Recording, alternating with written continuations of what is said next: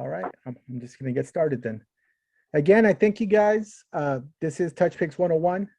Again, my name is DJ1. I'm one of the moderators in our Facebook group. I've been using Touchpix for over 2 years now, before there was a 360 craze, right? So I've been using Touchpix. Initially started using it for the photo booth side. It's a powerful app. Initially, it was designed for photo booth, for iPad photo booths. You're able to do a lot of cool things with it. Photo strips, regular 4x6 prints, boomerangs, GIFs. You're able to put it inside roamers. You can do a bunch of features with it, but I do understand that, you know, the 360 craze took off, and Touchpix was one of the I think it was probably the very first app that initiated a full 360 slow motion experience by adding boomerang slow motion, having a lot of effects and filters. So that's kind of how Touchpix took off. And I think a lot of companies shot out their marketing techniques and started marketing spinners. So we do work with every single manufacturer. We work with Revel Spin, we work with Selfie Box 96, Atlanta Photo Booth. Let me see. There's a lot of people that in our user group that use Desintech platforms as well. You know, I know a lot of people are purchasing platforms from Alibaba, China. We work with an extensive group. We are currently also working with, I think it's called Chat Booth out of Minneapolis, if I'm not mistaken. They just came out with a nice booth as well. So we're working with every manufacturer. Our goal is just to push our product out there. I do believe in Touchpix. We've been using it for quite a bit. As a photo booth business, I run both my iPad booths and my 360 booths with Touchpix. So you do have the capability as a subscriber to get a maximum return on your investment. I think the overall goal for everybody on this call is to make money, right? So you're in this business to not only for the fun of things, but also to get revenue, and you know, try to scale up if that's a business goal that you have, or at least make a decent living renting out photo booths, drop-offs, and 360s. So if you're already investing in the app, I'd recommend you you get your maximum return on your investment and look for an iPad booth, because there's no reason why you can't be running multiple booths at the same time. One of the questions I believe that was in the chat: how do you sign into your laptop after buying the phone subscription?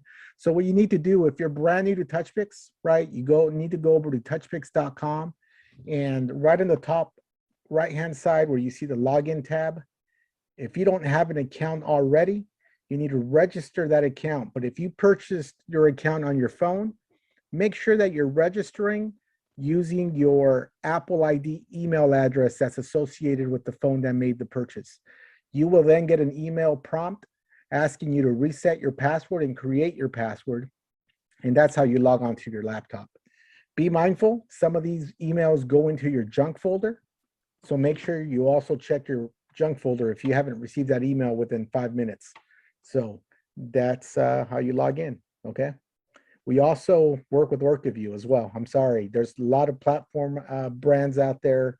And if I mistakenly overlooked one, it wasn't intentionally, but we do work with OrcaView. We work with every single platform brand out in the market. So we welcome every platform brand. We'll work with them. Our main goal is just to push our software and make it easy to use to all the end users and our subscribers. Okay, again, I thank you guys for jumping on to the Touchpix webinar. I'm about to get started. I'm assuming you guys are able to see my screen here. And this is, once you log into touchpix.com, you're going to be taken to this screen where you're either going to register with your name and an email address that's associated to your Apple ID, right? It's very important to recognize that once you make a purchase with Touchpix, it typically, unless you buy our white label package, it's going to associate your subscription with the Apple ID account that's on that specific device. Touchpix works on unlimited devices if they have the same Apple ID. So if you're a new business and you just got into the business, I'd recommend you probably create a separate Apple ID for your business if you don't want to get your personal information tied into with your business information. You can run 6, 7, 8 booths at the same time if you have 6, 7, 8 different devices. As long as they're all under the same Apple ID, you're not going to have any issues. We do have what's called a white label package. It's not included on our website. Only the yearly white label is included on our website. What the white label packages are, it basically lets you activate any device. Doesn't have to necessarily be the same Apple ID. You'll just have one account creating your events, and you can shoot it off to people who maybe you subcontract. The definition of a white label, what it truly is just pretend you're a business and you have, to begin with, 3 photo booths. And say you're located in the maybe, let's go with the Atlanta area, right? And you're getting all these calls for bookings, and you're booked for a specific weekend. All 3 of your booths are out, and you're still getting these calls. What a white label allows you to do is it allows you to subcontract.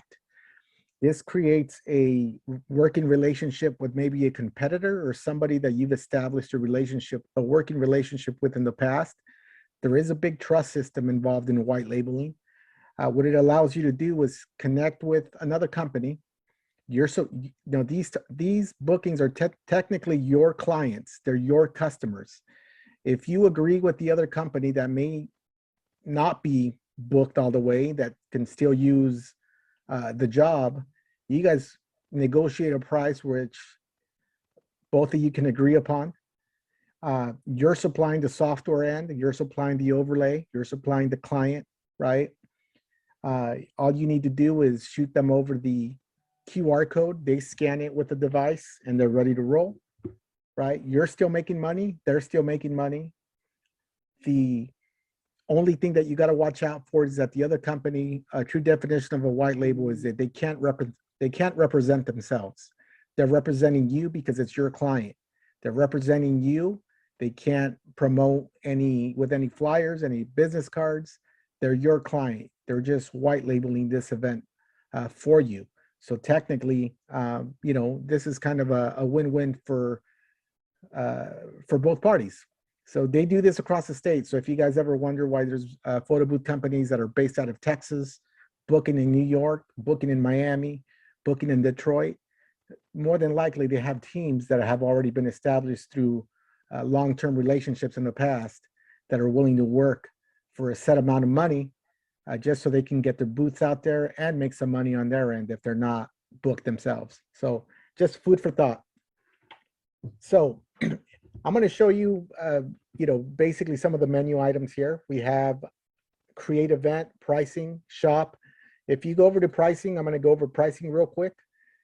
Currently, we have a weekly package that's $50 a month.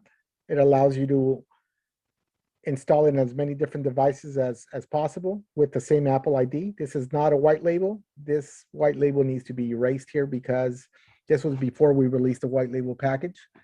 This ties it to the same Apple ID and you're good to go, right? If you book a little bit more frequently, maybe the monthly professional package will make better sense because you're booking more regularly. So if you buy the monthly package, you'll get a little bit of a savings and you'll be able to use it for a lot longer. And the way these packages work, say you were to purchase it today, which is Wednesday night. For me, it's 5:30 p.m. on the West Coast. If I purchased it now, it would end in 7 days on a Wednesday at 5:30 p.m., right? It doesn't go by whether you used it or not. It goes by the timestamp. Same thing with the professional, the yearly. If you're an established photo booth company that has maybe 5, 6, 7, 8 booths, this may make better sense for you, paying $1,000 a year because you can activate all your iPad booths, all your 360 booths without having to worry about spending $50 weekly or monthly, right? If you go over to the shop, you may see our singular white label subscription. That's the difference between this $1,200 package and the $999 package a year that I just explained to you. This is a true white label, which means that you can activate any device without it having to be on the same Apple ID. So this gives you a lot more flexibility because you could work with other companies to subcontract. You can subcontract your events with other companies. They don't have to have the same Apple ID. All they have to have is a QR code generated from your initial account and you're good to go. Okay. We also sell some of these trigger boxes. I'll explain what they are. And they're not necessary, but a lot of people have them. Just shipped out. We were back ordered for quite some time today. I just shipped out 7 of them. So if you were on that wait list, they're coming. I shot you guys out an email indicating that they have been shipped, and I gave you a picture of a tracking number to go along with it. We also sell pre-made effects, right? There's a lot of pre-made effects. The one that I feel that is very useful, at least for me, would be the sparkles, light and confetti, light leaks and confetti. These have an awesome effect. It works off animated overlays. I could probably show you guys an example of one today, and you guys will make a decision whether it fits best for your needs. This one has backgrounds, animated background effects. It's actually cool too, but you have to have extremely good lighting for this to work. Because it's simulating kind of a green screen effect, but it's a good feature, but you would have to have pretty good knowledge on how to master your lighting. So both of these are great. They're $75 a piece, one-time fee. They're there for you to use for any event. You don't have to keep on purchasing them. They already come pre-formatted to fit every single template on Touchpix. It's basically as a matter of drag and drop. After that, what we're going to go into is this top menu, which is the most important menu, the create event menu. I'm going to first log in to my account.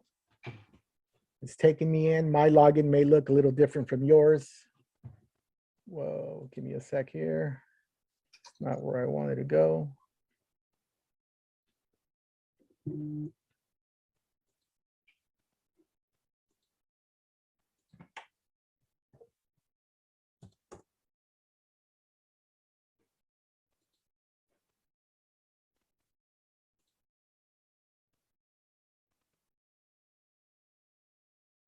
Okay, so now that I'm logged in, this is called your dashboard. This is where you're going to spend the majority of your time, right, in how to create an event.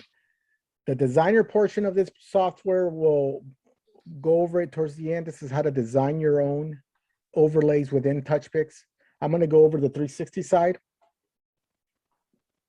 We can't see anything. Okay, let me go back to share my screen.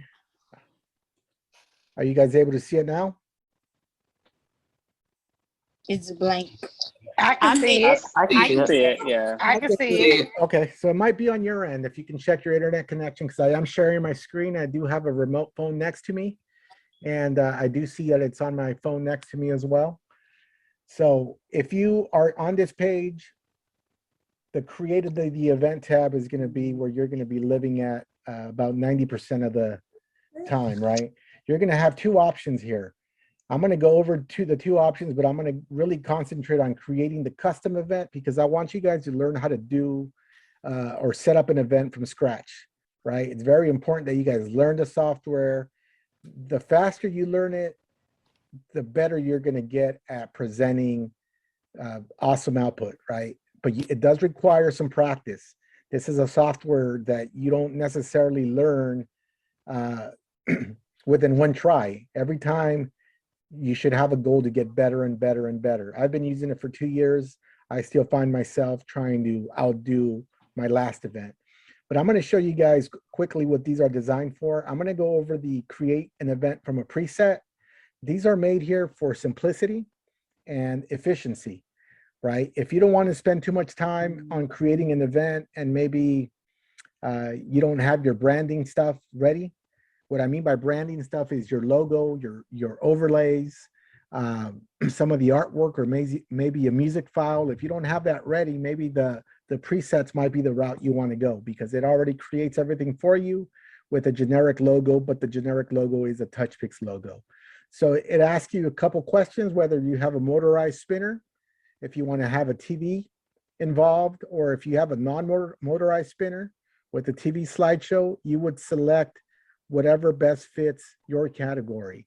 So if I have a non-motorized spinner, I'm going to select non-motorized. It'll take me to a second, it'll take me to a second category, right? And basically it's a 3-step process for you to be doing this. I'm not going to show you this way because what happens is a lot of people are investing money. And if you're investing money into software, I want you guys to understand the ability of branding your events. You're able to brand it here, but if you were to go through the entire cycle, you'd have to go back into your event, edit the Touchpix logos, remove them, input yours. And it's almost like working backwards. I'd rather show you how to make a custom event from scratch. That way you understand it. But if you do run into a situation where you're in a hurry and you just want to get up and go, know that these custom preset options are here for that reason. Whether you're doing a 360 session by itself with no TV or with a TV, whether you're just setting up a sharing station on the fly, or whether you want to set up a iPad photo booth with digital or prints, right? It's a quick way to kind of do a quick cheat code, right? So I'm going to go here back to custom events. I'm going to show you guys how to create a custom event. But before we get started, I'm going to show you guys one more thing that I like to do before all of my events, right? I'm going to minimize a couple of these windows. And let me see if I can show you this. What I like to do from a computer standpoint is I always work off a desktop, right? Yes, you can probably load an event from an iPad. I don't recommend doing that at the beginning because you're learning the software. You're able to do it to a certain extent. The reason why I don't recommend it is because it's going to be asking you throughout the setup process where you have those files saved. And if you don't have them categorized and neatly organized into a certain section, you know, it's easy to make a mistake, right? So if you're working from the laptop, I always recommend you guys make a Touchpix file folder. In this file folder, you're going to input your logos, you're going to input your music files, your overlays, anything related to that Touchpix folder, because you're going to know where everything is located. It allows you to be organized to a certain extent. Okay, so let's go back into the events. I'm hoping you guys can see that screen still. And this is the beginning. So we're going to go through this and then I'll take some questions once I'm done with this, but it's pretty self-explanatory. We're going to name the event. I'm going to call this event Sweet 16. And I'm just going to give it -21 because I probably already have another event called Sweet 16. So Can you span it out a little bit? Are you able to span it out a little bit more? What do you mean? Oh, the screen. Let me see if I can. Yeah, that's better. Thank you. Okay, here we go. All right, here we go. So I'm naming it Sweet 16. The language is English. Country of origin is the USA. So the countdown area, just like any other photo booth, you guys be mindful that Touchpix started as a photo booth software that added slow motion effects. The countdown area just means that it will take 4 seconds before it starts recording, or in the photo booth side, it'll take 4 seconds before it starts snapping pictures. This is your time to prep up your clients or your guests, let them know what they need to do when they get on the platform. A lot of people have never been on platforms. They're gonna want to know how to move, what to do, that type of thing. So for 360 booths, I recommend 3 seconds. I think 3 seconds is sufficient time. I enable this beep sound. What this beep sound means, it gives you an auditory sound explaining every second, right? So for every second, you'll hear a loud beep. The mirror overlay preview, I'm going to deselect this. This has to do with the artwork at the end. It's like when you look at a mirror and you're wearing a shirt that has some text on it, it'll have the reverse effect on live view, right?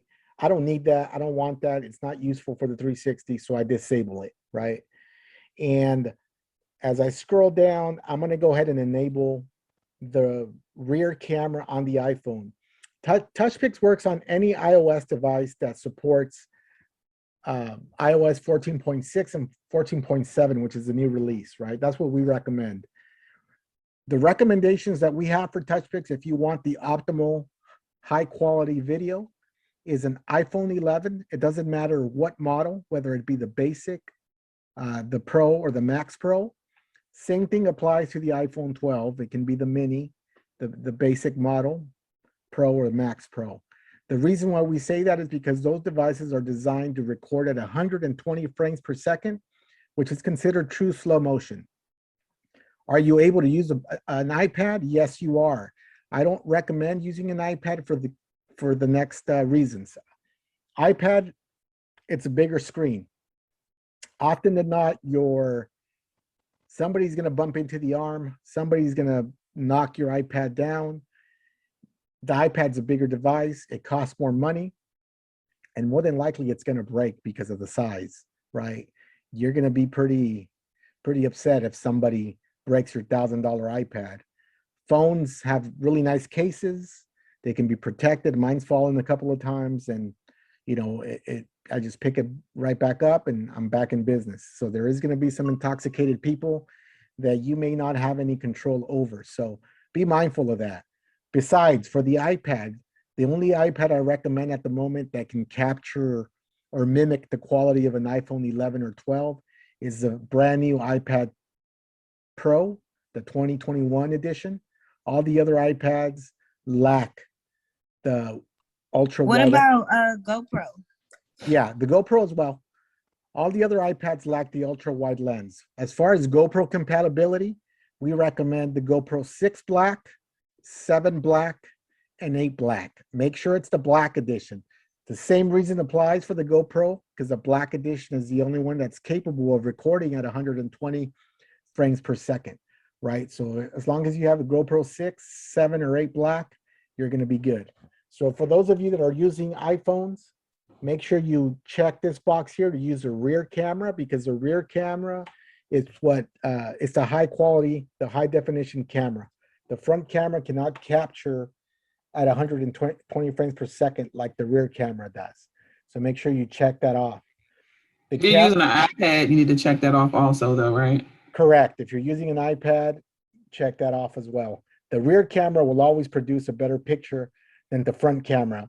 Although I stand corrected with the brand new 2021 iPad Pro, the rear camera and the front camera are the exact same quality cameras on that new iPad Pro, but I think it's way over $1,000 right now. So I'm just letting you know.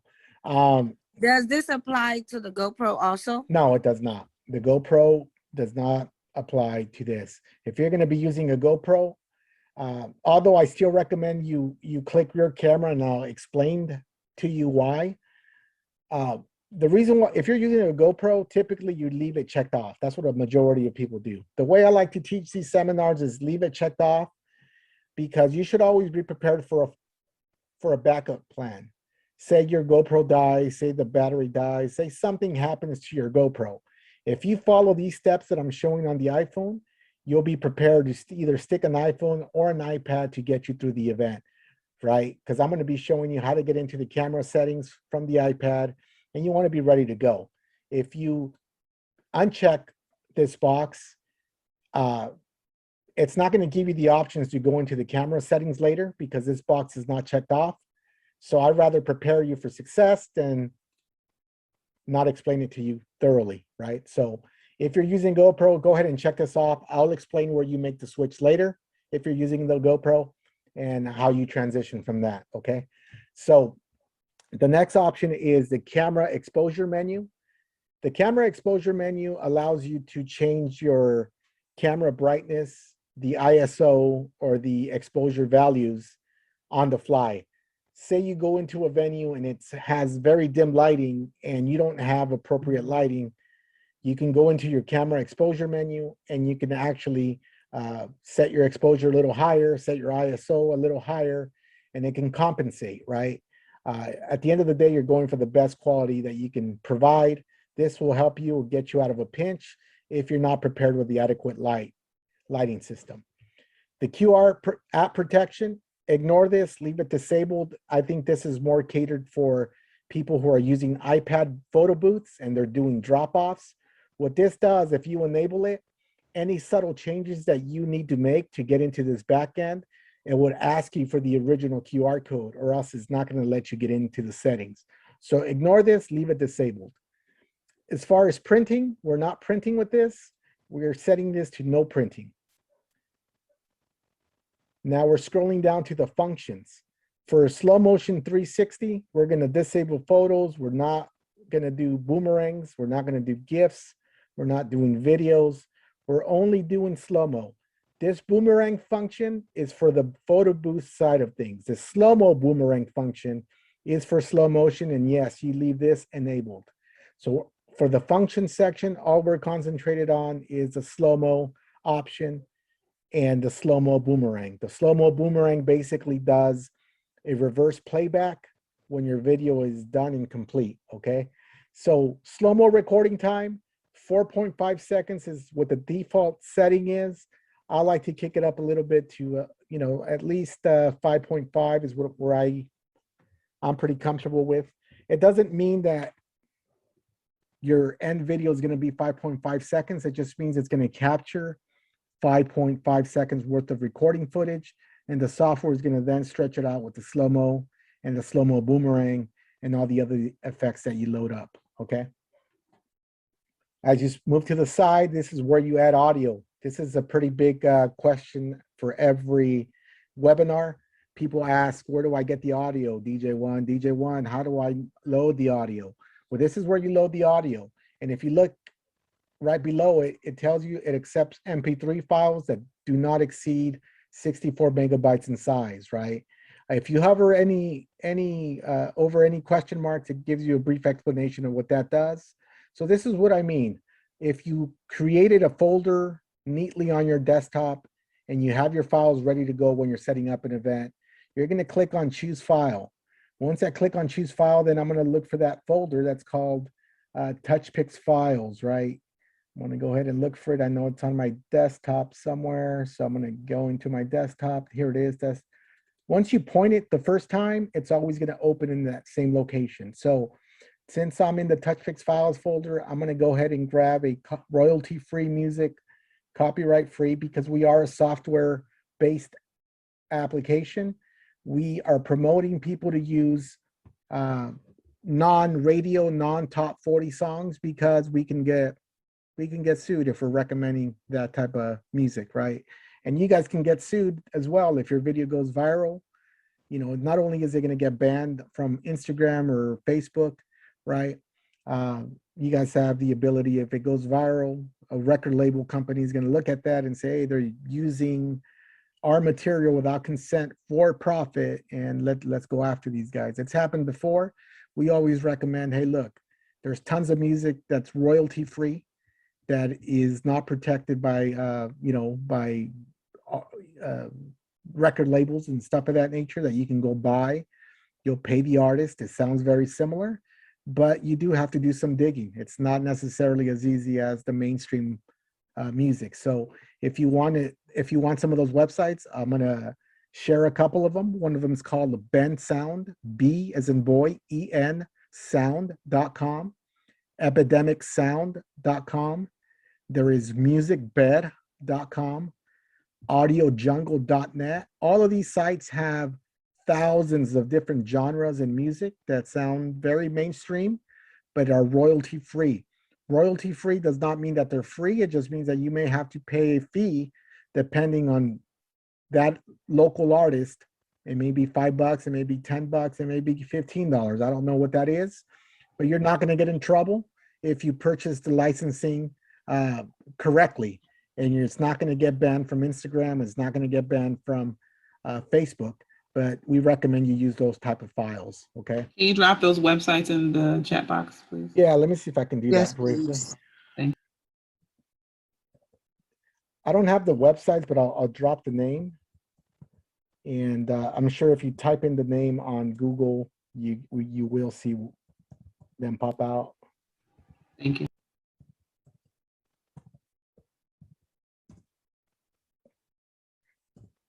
Okay, so I dropped a few on the chat now, and yeah, so feel free to browse around. I grabbed this beat here that I'm going to use off, I think I grabbed it off Ben Sound, and typically I kind of go through a lot of different genres, and I look for feel-good music, and that's kind of what I use, right? So that's where I loaded my track, and once you load your track, you'll see the name of your track right here. Mine's called Trap MP3, right? As I scroll down, the screen flash area, I'm not worried about. This is for the photo booth side. It simulates a flash. I'm going to leave it unchecked. Timeouts. These timeouts area, I'm going to leave all of them, but except one at 0, right? And I'm going to explain why I'm going to do that. So your timeouts here, typically the software is designed for surveys. It's designed to edit pictures and add props. It's designed just to thank the customer after the session. So what these numbers indicate is a numerical value in seconds. So previously, if you want to speed up your sessions, they were defaulted at 10. It means that the guest has 10 seconds to enter your survey answers or questions, 10 seconds to edit the file, 10 seconds to add props, and a thank you screen pops up. That's 10 seconds. You don't need that on the slow motion booth side. The only one that you need is your sharing station. Leave your sharing station at 12. If the client wants to share their photos via text message or email, then I think 12 seconds is sufficient for them to enter that number or email address. Everything else, set it to 0. Sharing, leave it at 12 seconds. As I'm scrolling down, this is the sharing portion of Touchpix. We allow people to do text messaging via SMS, email. I'm not going to use Facebook. I'm not going to use WhatsApp. I'm not going to use Twitter, and I'm not going to use copy. I will leave download checked off. I will leave AirDrop for iPhone users. This is huge. And I will leave the QR code method checked off, right? The reason I'm not going to use Facebook, WhatsApp, or Twitter is because if you allow these functions to be on and the customer picks Facebook, that means they're going to have to log in with their entire email address and password to be able to post that. And a lot of people don't know their passwords to Facebook. So make it easy for yourself. Use either text message, AirDrop, QR code, or email. As soon as the guest gets it, they're gonna log into their own social media and share it from there.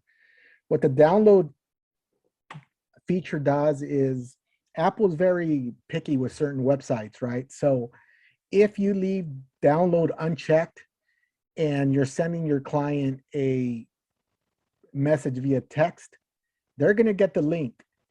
But what Apple does sometimes within the web browser, it doesn't supply a download button.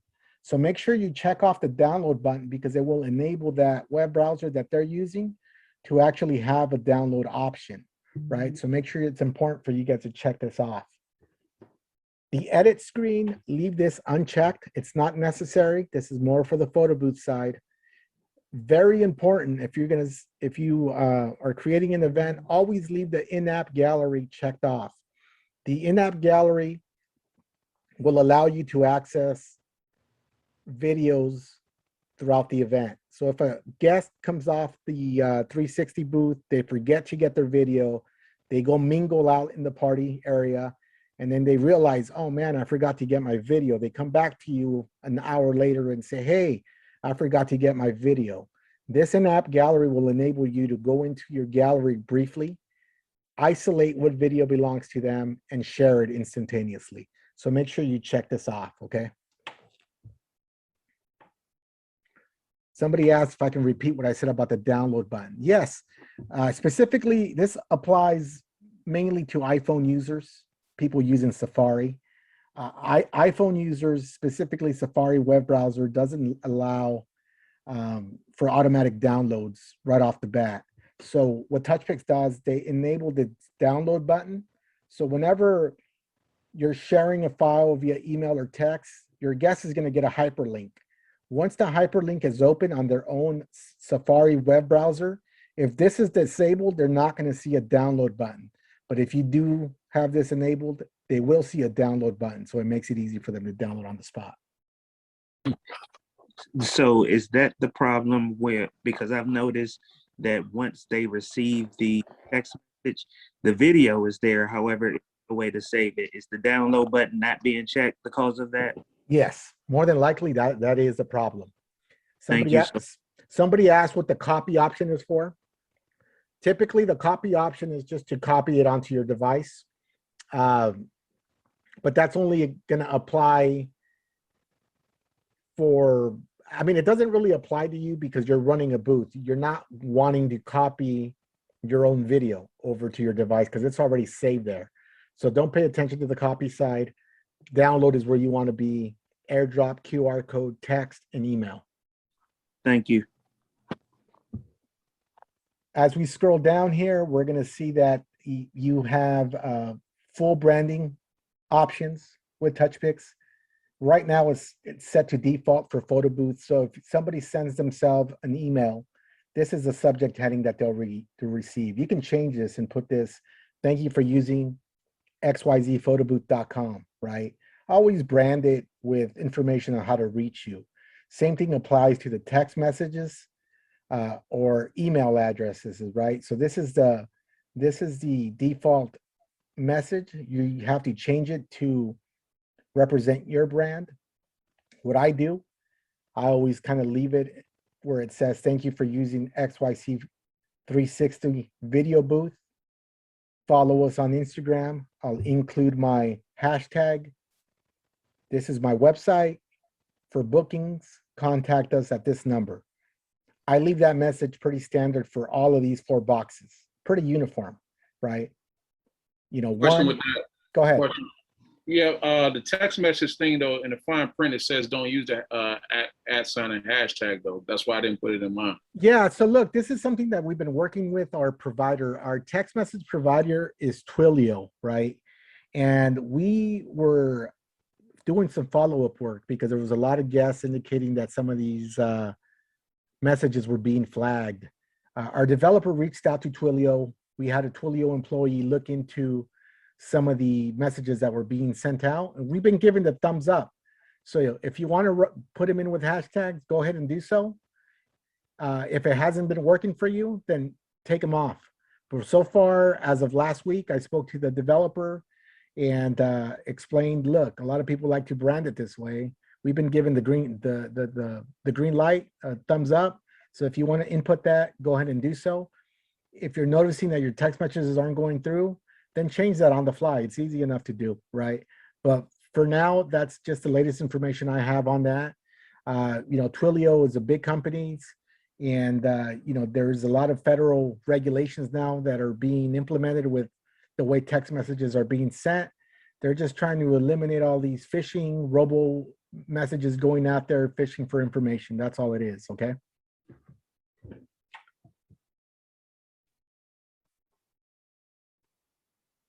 Okay, here we go. And as I'm going down the list, props, we're not doing any props, so I'm gonna leave it at no props. Again, the company name, this is where you're either gonna put your company name, or if you're working for a corporate event, you may wanna put the corporate name. This kind of applies for the, when you're using the Apple TV for screen mirroring. A lot of these branding features fall into play here. This is where you can brand your photo booth. I'll explain to you what these are. The app logo, if you're using an Apple TV, whatever logo you throw in here is what's going to be displayed on your Apple TV when you're doing the screen mirror feature. The app background is the logo that's going to be displayed behind Touchpix while your booth is running, right? And the web gallery background is the logo that's going to be displayed in back of your web gallery. So when you send your guest a link, I typically use my logo. That way they know it's my company and how to reach me. So this is all branding opportunities. I typically use the same logo for all 3 different categories here. So if you look at the file types, it takes PNG files or JPEG files that doesn't exceed 4 megabytes for each one. Again, if I click choose file here, it's going to take me automatically to the Touchpix files folder since I selected that at the beginning when I was picking my audio. For the purposes of this tutorial, I'm going to select, let's see if I could use a different one, if I have something available.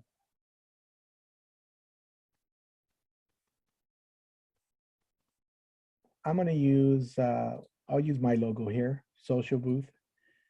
And I'm going to go ahead and use that same logo for all 3 locations because all it is, it's a branding logo, right? And let's go ahead and use that. And then the last one, I'm going to hover over it. That way you guys can see the specs dimensions and the file size, okay? So as I scroll down and look for that same logo again, here it is. I'm gonna hover over it. This is the dimensions there.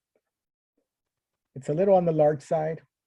I like to really keep them under 2000, the dimensions, but it's a little bigger and it will work. But if you're doing a logo, try to keep it between 2000 and below in a proportionate aspect ratio. I'm just showing you what it is. It's a PNG file, right? Since my logo, as you notice, it has a black background, my buttons and the text color is going to be white. If you have a logo that is white, you're not going to want your text color and your button colors to be white because they're going to be camouflaged. You're not going to be able to see them. So what you do in this case is tap on this square and pick any other color from the color spectrum that they can be. I'm going to do red just to show you guys what that looks like, right? And you have an attract screen option here. It's not necessarily used a lot for the 360 side. It's more used for the photo booth side, but you can use it on the 360 side. What this attract screen option does, I use an MP4 video file. Typically, if I'm doing a wedding, if I'm doing like a Sweet 16, I have an animator or somebody design an animated logo for me that maybe has the picture of the wedding couple or a picture of the person having the Sweet 16 that's animated. And what this does is when your booth is not in use, it cycles through this video in a loop. It just kind of creates more of it creates attention. So that's why it's called an attract screen. It attracts more attention. But as soon as you press it, you'll be back to the home screen and ready to go. You don't need to use it. I'm not going to use it in this case, but if you want to play around with that setting, that's what it does. Well, I have a question with that, if you don't mind. Sure. Is that for the actual phone or is that for the sharing iPad or the Apple TV? This is for the phone here. This is for the phone. Okay. Okay. How would the app logo is something just for the sharing station or the Apple TV? This is for the Apple TV. App logos for the Apple TV. App backgrounds for the phone. Web background is going to be for the web gallery and the sharing station. Okay, gotcha. Thank you. Good questions. Data collection. We're not going to dive into too much into the data collection side, but you do have an option where there's surveys. The surveys here will allow you to create questions and create answers. Say you're getting hired to do a corporate event for Mercedes, and Mercedes is just interested in collecting the emails from everybody using the booth, but they also want to ask pertinent questions regarding when the customer is going to purchase a next vehicle. Questions can be, when are you going to purchase your next vehicle? Within 0 to 3 months, 0 to 6 months, or so forth, right? Those types of questions are invaluable for corporate clients. This is designed more for the photo booth side, not the 360 side, but if you want to be able to capture data, this is where you would set that up. We're scrolling down to the trigger section. So you do have, Excuse me. sure. Are you able to go back to the track screen for a second? Sure. You stated that that's for the phone. So the customer would actually be at the booth looking at the phone from the opposite, at the 360, looking at the phone from the opposite direction? Correct, because your camera should always be facing, the rear camera should always be facing the platform. Right. Yeah. So this, I have that iPad booth as well as a mirror booth. So this is kind of what you would use with that mirror booth that shows that big animation thing. That's correct. Okay. Yes, that's correct. That's correct. Okay. All right. Thank you. No problem. Okay, so now we're going to go down to motion trigger. On motion trigger, I'm going to leave it disabled, but I'm going to explain to you what it does. If you enable motion trigger, Touchpix has the ability to start the recording session on movement. So every time it detects movement, For people using both manual or automatic spinners, once the phone detects movement, the session will start, right? Depending on where you have your countdown set, there'll be 3-second countdown, then it'll start recording, right? So for people that have manual spinners, right, I recommend not to use this. I recommend that you just run your sessions manually because you're already holding the arm, right? And since you're holding the arm, you can trigger the phone and you can look at the countdown. And once you look at the countdown for people using manual spinners, I recommend you throw the arm when the countdown hits 1.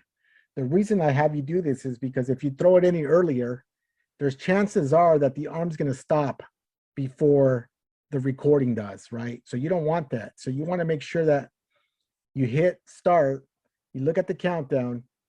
Once it hits the 1, then you let it go. That way there's sufficient time to record. For people that have automatic spinners, a lot of people like to use the movement trigger because they can just hit the remote on button and the session will start depending on how they set their countdown. 3 seconds, 2 seconds, 1 second, really up to you. You can get creative, and just by practice, you can see where your arm needs to be positioned so it'll start recording when the camera faces them and not start recording on their backside, right? So it's always tricky to get that right start time. So, but this goes with practice and this goes with how you try to execute your recordings. I'm going to go ahead and uncheck this. Go ahead. I have a question about that motion trigger. So if I have the automatic spinner and I just bought the trigger box, then I don't need to use that motion trigger, do I? No, if you have the trigger box, yeah, you don't need to use it. Okay. Yeah, for sure. And for people that don't know the trigger box, right? I'll go back to the trigger box. We have it on our shop store. We're only stocking trigger box 1 at the moment. It's compatible with, that we know of, it's compatible with the Selfie Box 96 spinner, Rebel Spin. I think there's another unit from China that was just confirmed, Atlanta Photo Booth. And I don't think anybody's tested it on the OrcaView yet. But what that trigger box does, it synchronizes with the software. Basically, it starts and stops your arm. The software starts and stops your arm, right? So you can get that fluid recording time that looks similar every single time. Does it work on both automatic and manual? No, it only works on automatic because you have to hardwire it and it controls the motor, basically. Okay. So this external session here is what controls the Apple TV. If you have an Apple TV and you're using an iPhone and you want to do the live view recording, leave it on external session. What this also does is once the session is processed and the people jump off the platform, it does a video playback automatically and it creates a QR code right underneath that video so people can actually scan the QR code underneath their video from the TV and obtain their file, right? But what I want people to understand with this feature is that this QR carousel only works for the most recent 4 videos. You're not able to go back 30 minutes later if somebody forgets, right? It only works with the 4 most recent videos. It's a cool effect. I think people. Quick question: why sometimes the most recent videos don't pop up? It just stays on earlier videos. It probably has to do with your connection. It's probably a poor connection. But we can go over that. I'm going to try to show you guys how it works here. We're finding out that there's been some bugs with the Apple TV 3rd generation, and we're finding out that it's working a lot better with the 4th generation. Again, that's something that we at the moment can't control. We just are testing as we go. When this first started, it was working great with the Apple TV 3rd generation. Every so often, Apple releases updates on their devices, and some of those updates break the connection, and we're just finding out that, you know, the 4th generation is working a lot more fluid than the 3rd generation Apple TV. So is it only compatible with Apple TVs only, or right now it is correct. It's also compatible with the Apple TV app, but we don't recommend it because, again, the Apple TV app on the smart TVs are not reliable. You require a separate internet connection to get that working. And, you know, it's hard to support this feature when it's not natively on a Apple device, because there's too many TVs that have the built-in Apple app, and you know the situations can vary because every brand's a little different. So we're only going to be supporting Apple TVs at this time. They do work, but you know, use them at your own risk. At that point, if you have a good deal or you find a good deal on the TV that supports that, you know, there is a lot of reports that it works, but there's a lot of reports also that is really glitchy. So just trying to be transparent with the process.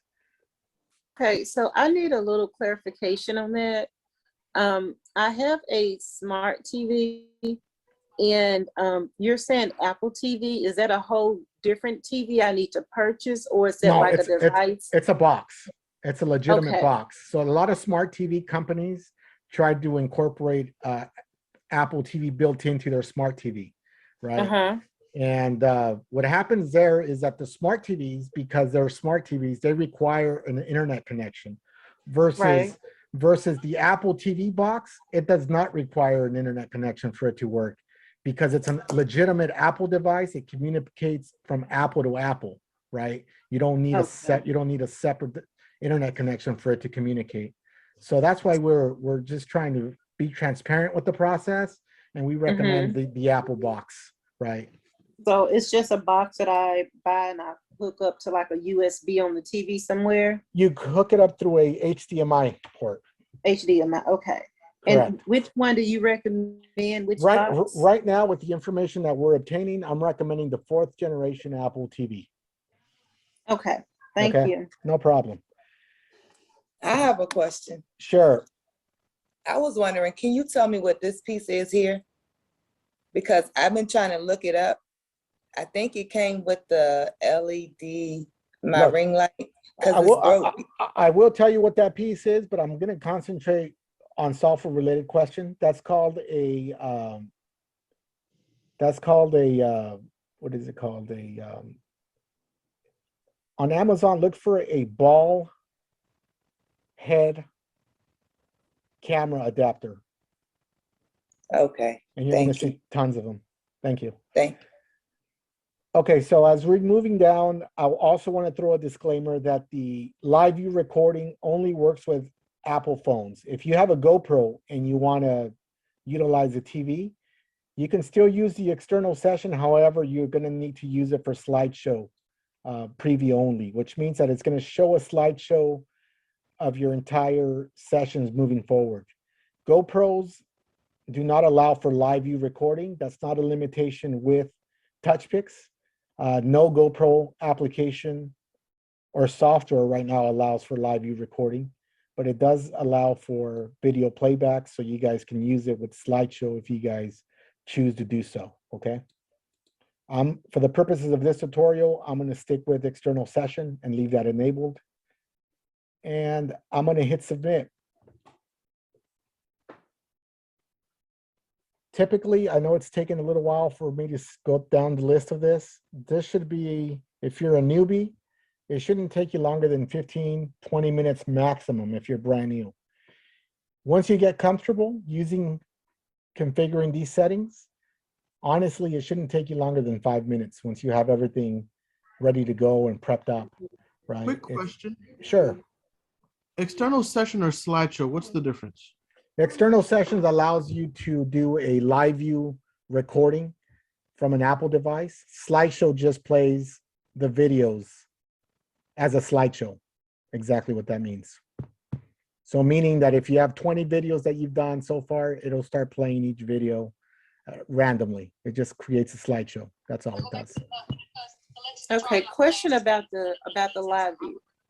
If the customer is actually on the 360, it's going to be showing live on the TV. So Correct. when they get off, they won't be able to see that, correct? Correct. Some people, it really depends on your setup, ma'am. Some people have the TV available for the customer to see themselves.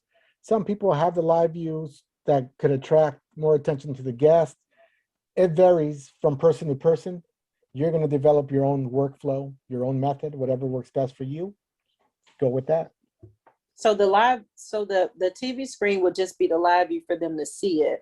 And then when it comes for them to scan it or download it to their phone, would that be from the iPad? It can be from the TV during the video playback, or it can be from the iPad once you set up a sharing station. See, that's what I'm confusing the Well, sharing station. We're gonna get The there. live view. Well, we're not there yet. When we get Oh, there, okay. hopefully it makes more sense. Okay. Okay. So All right. I hit submit, and it's gonna give you a QR code. We're not ready to scan the QR code yet. We're gonna design the artwork, and I'm gonna show you what the designer does. So I'm gonna click on designer.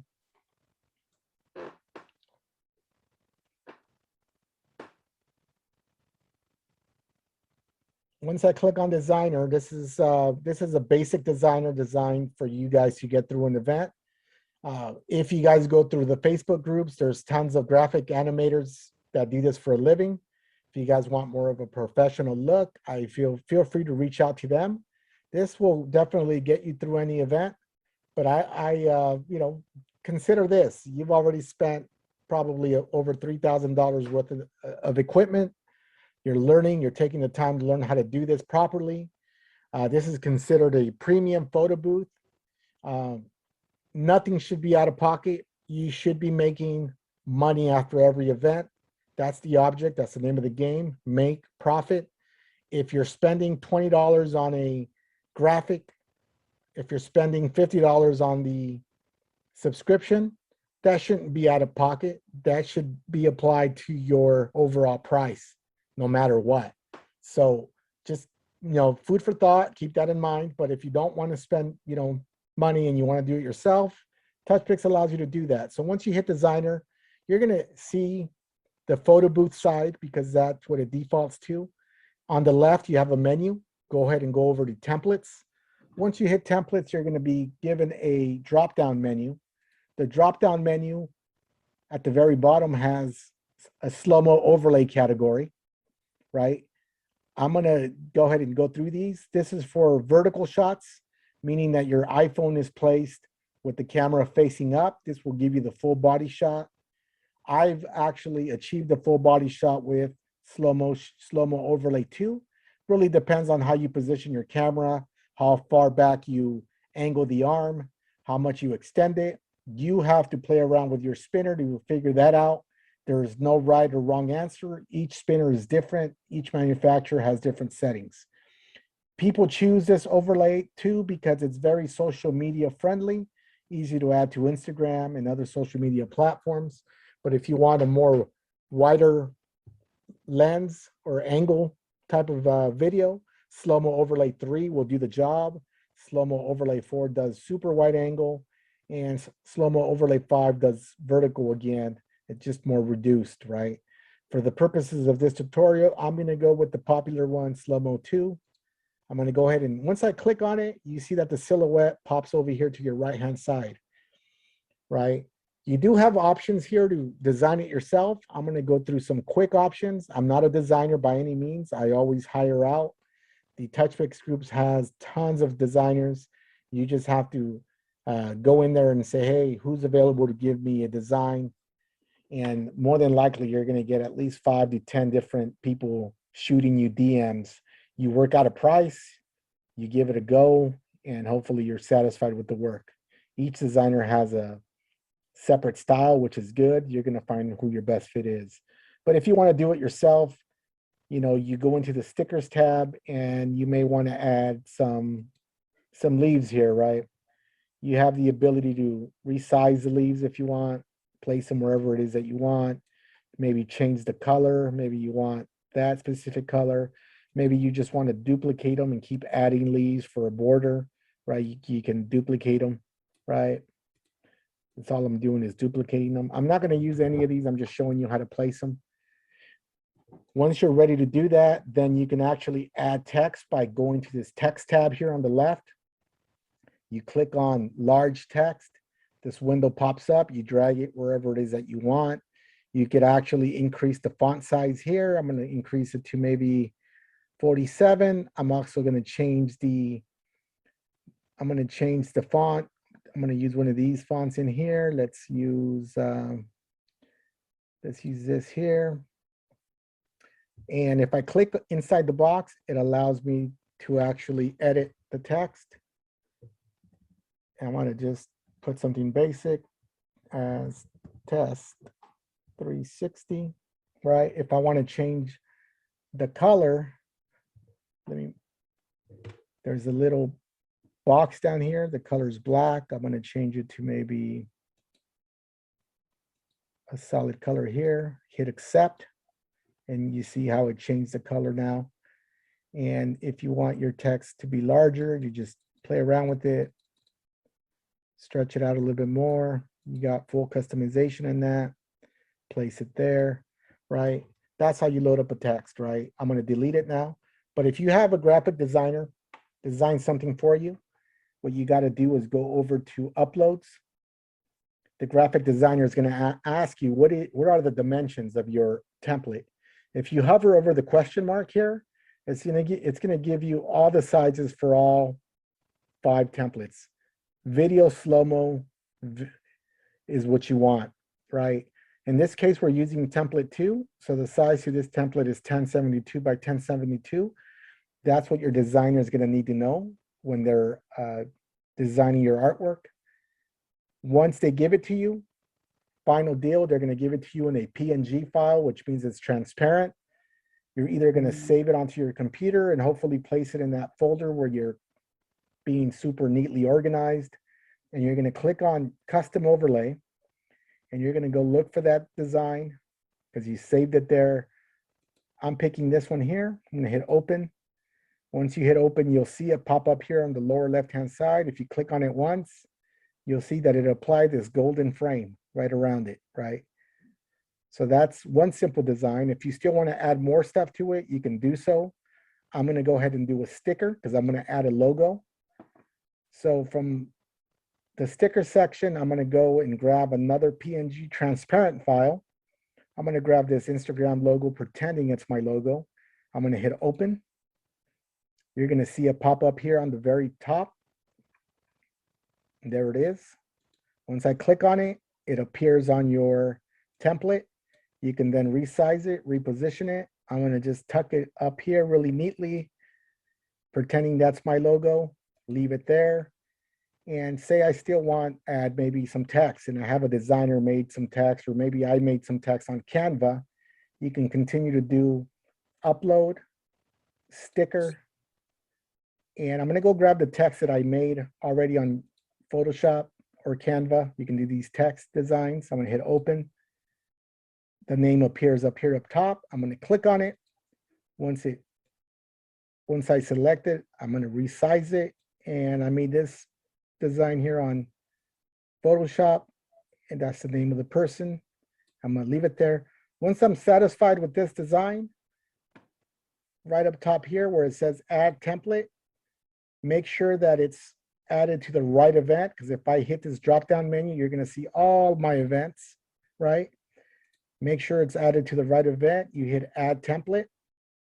It's going to turn green when it says template added, and you're basically good to go. So what I'm going to do now is go back to my events,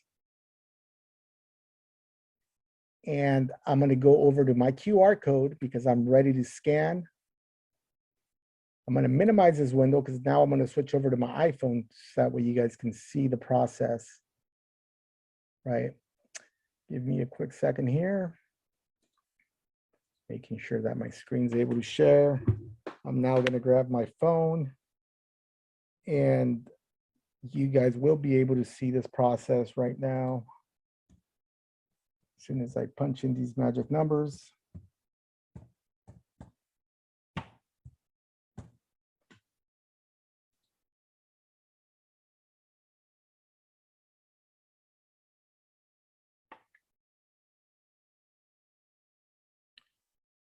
Okay, so now I'm on my phone,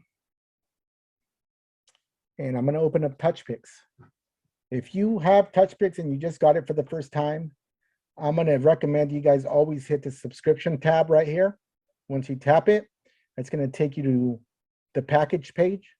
scroll all the way to the bottom and hit restore purchase. I deleted my Touchpix app and reinstalled it for the purposes of this webinar. So once I hit restore purchase, it'll say your subscription has been restored, which I'm okay with. I then will hit go back. Now I'm going to go ahead and activate my event. I'm going to hit activate event. You can actually test it without paying for it. You're just going to get watermarked videos. But once you're ready to activate, you just hit activate event. It's going to ask you for camera permissions, which I say okay. Then I'm going to scan that QR code. Now it's saying it recognized the event. I'm now going to make my phone full screen.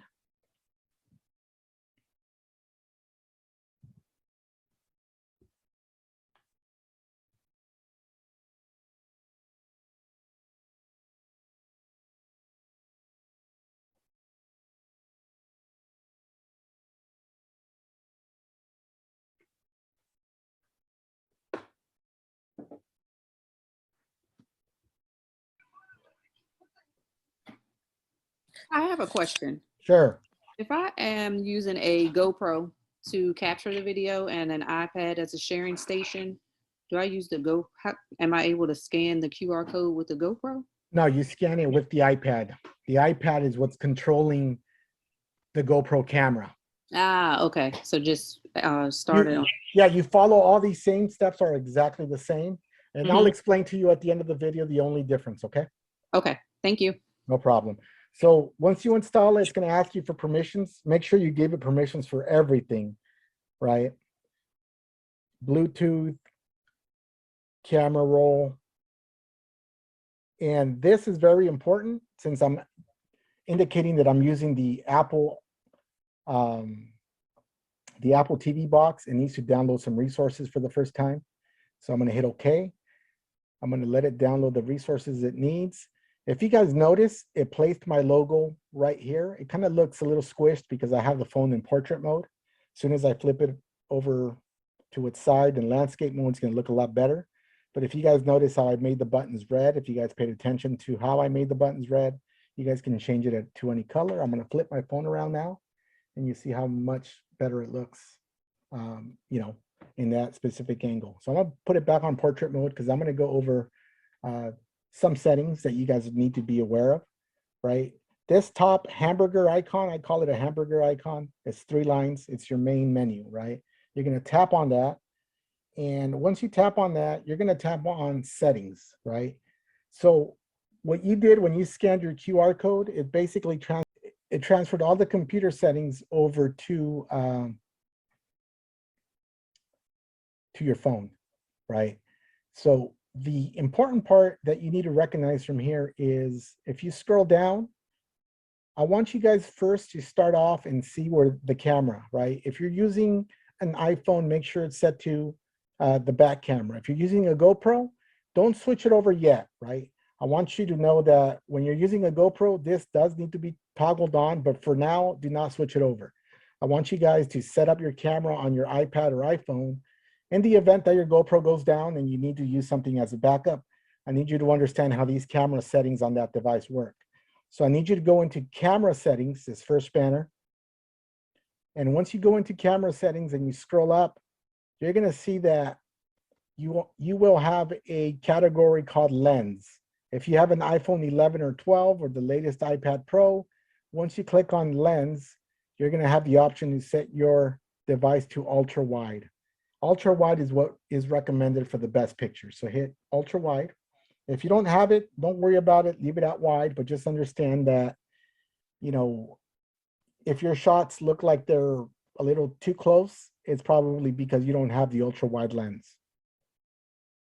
After you set it to ultra wide, you're going to want to adjust the slow-mo speed. So you're going to click slow-mo speed.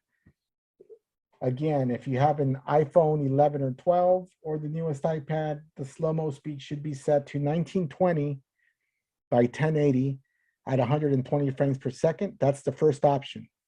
There's 2 options. Pick the first one and click done, right? So excuse me for 1 second on that stage there. For some reason, mine says 1920 and it has the 240 It doesn't have the 120 option on it, and I have the 12.9. You have a 12.9 iPad, correct? Yes. Yeah, so again, some of the iPads are not ideal for this, but it'll still work. You can go 240, but for 240, it's going to require optimum lighting, right?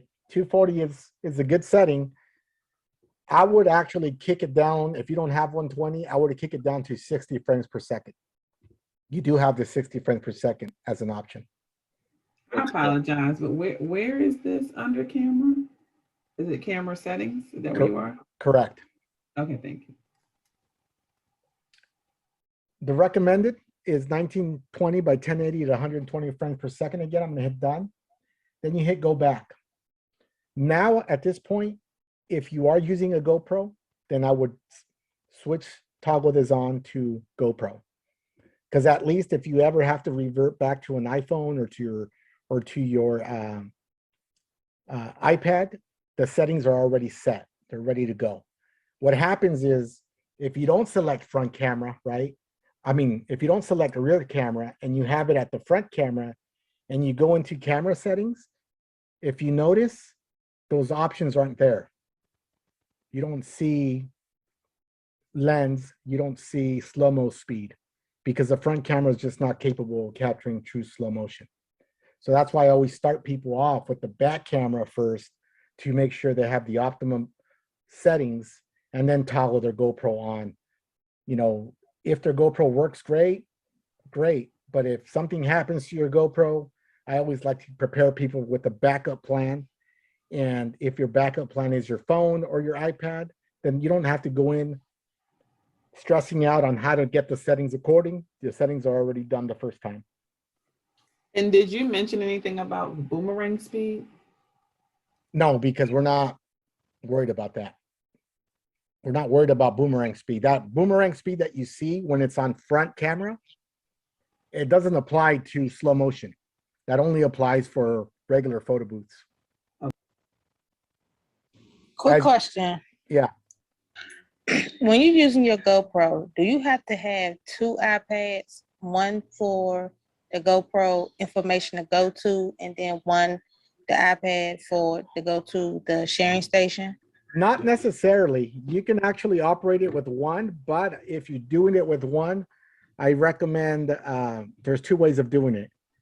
You either have to have one iPad with a cellular SIM card, right?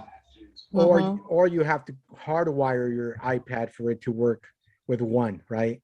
Or else you are going to need two iOS devices.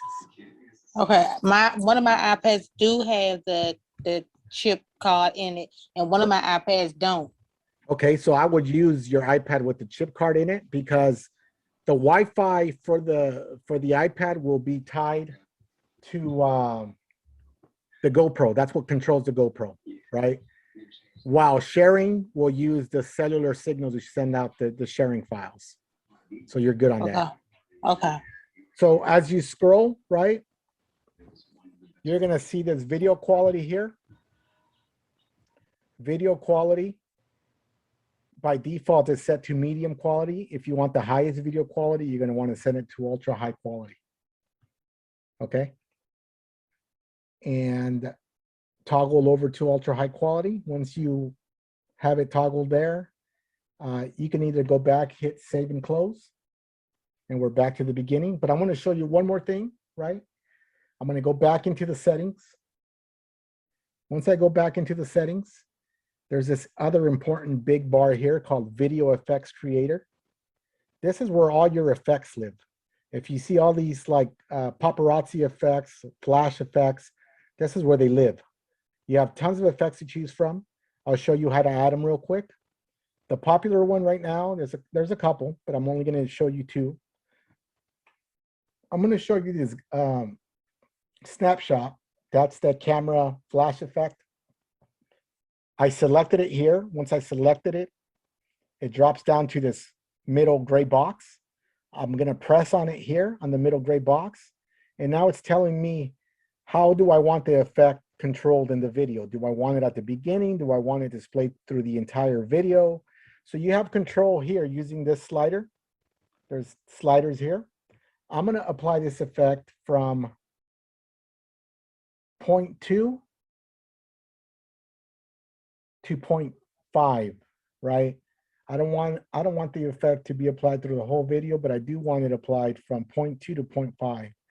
And then I'm going to go up again and look for a different effect. Another popular effect, I think it's called Collage, where it splits the screen into fours. You see the Collage effect pop up right here. I'm going to click Collage, and I'm going to do 0.5 to 0.1. It will allow you to do 3 effects at once.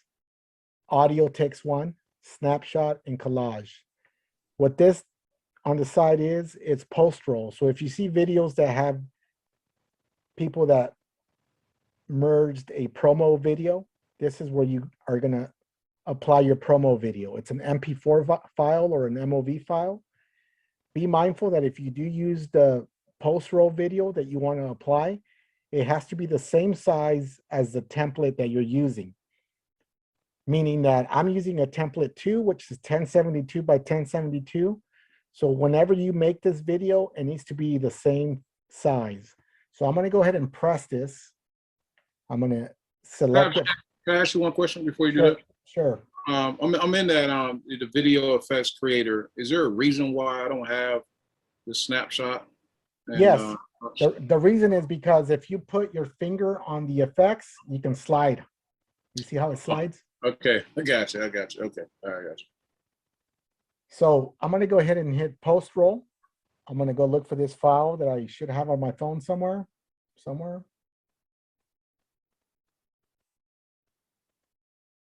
I just don't know exactly where I have it. Let me go back. I store some of my stuff on Dropbox. So let me see. I might have it.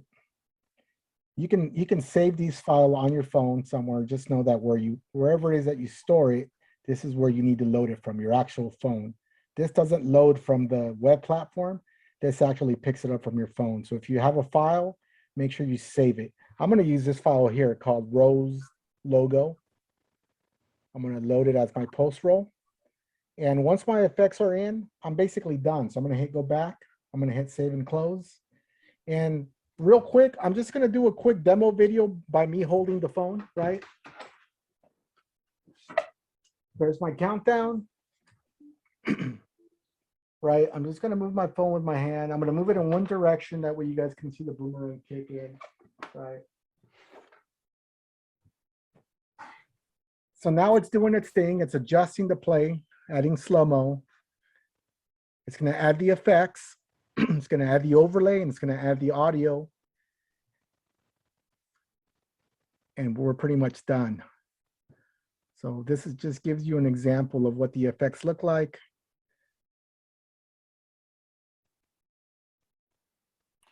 I think the audio's next, and it's pretty much done. So you have to test each one of those available effects in order to see what they do? Yeah, you can test them. That's probably the easiest way to do it. Test them, see what you like. And the post-roll videos for the outro, is that correct? Correct. So this is it right here.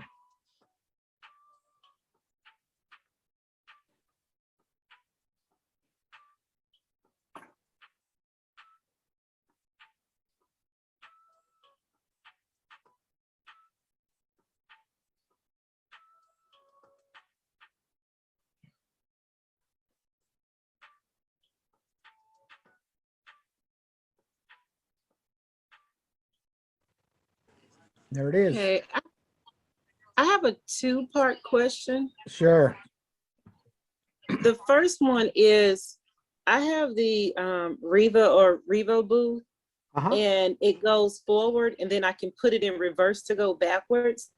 So with what you just did, or I can speed it up and slow it down, but with the settings that you just did, I don't have to speed it up and slow it down by the remote. It can actually do that with the settings that we put it on. Absolutely. There's no reason why you should be doing that manually. That's what the software is here for. It's for the software is doing the heavy lifting for you.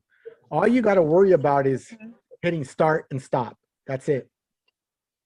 Right. Okay. Okay. And then my second part question, I don't know if we're going to get to it later or at another time, but I saw what we uploaded music and the way that you did that. But I've seen other people when they have done their 360 for rentals, and they will be at the same event, but then different people that get on for the videos will have different songs. So do you have to change songs like in between each person getting on, or is that something that you can do later, or So how is that done? So let me ask you this: why would you want to do that? I understand why the guests might want that, or the person paying you. Honestly, I really don't want to do that. I was just curious because to me So- that seems like a lot of work. So let me give you some food for thought here, okay? Okay. Everything extra that you do should be Right. more money. Whether it's bringing a TV for a slideshow, whether it is, offering added music, it should never be done free. So the way I do it, because I've done it before, but as a new 360 booth operator, I don't recommend you guys doing it right off the bat because it can create other issues, right? So Okay. but I would recommend that if you do offer this, right, and I'll show you how to do it straight from your phone, right? If you do offer this, it's an upcharge. And the way that I would do it, say I book a 360 event for 3 hours. I'm not going to ask every guest, hey, what song do you want? These are your choices. That can be a nightmare logistically, right? But what I would do is say, look, for an added fee, I can put 3 different songs. Each hour, I'll switch up the song. That way it doesn't stay on the same song, right? So hour one, I'll keep one song. Hour 2, I'll switch it up to another. Hour 3, I'll put the third song in there. And this is the way you would do it. So if you guys are looking at the screen now, I'll go back into the menu, go into settings, scroll down, go into video effects creator. If you remember, you go down to this gray box where it says audio. You're going to press on audio and it tells me to select a file. So now I'm going to choose a file, and I should probably have something in my Dropbox. But you should have something already pre-saved on your phone if you're going to do this. I'm going to use this song here. I loaded another song called Sun and Rainbow. Go back, save. So now check this out. That took me what, 5 seconds to do? Right? So now I'm going to do another quick session from my hand real quick. Here we go. Here we go. Here we go. And now you'll see another song will pop up. Once you get it down, you can do it quickly. But if you're brand new, I don't recommend kind of going into this till you feel really comfortable with the rest of the software. So if you're at an event, you're actually changing this from the phone, not from your iPad. Yeah, correct. You can change it from your phone. Okay. But you can change it from whatever device is controlling the recording device. Same thing for GoPro. You're changing it from the iPad if you're doing that. So can I ask a quick question? Sure. Just let it do the playback real quick, and then that way you guys can see the song that it changed over.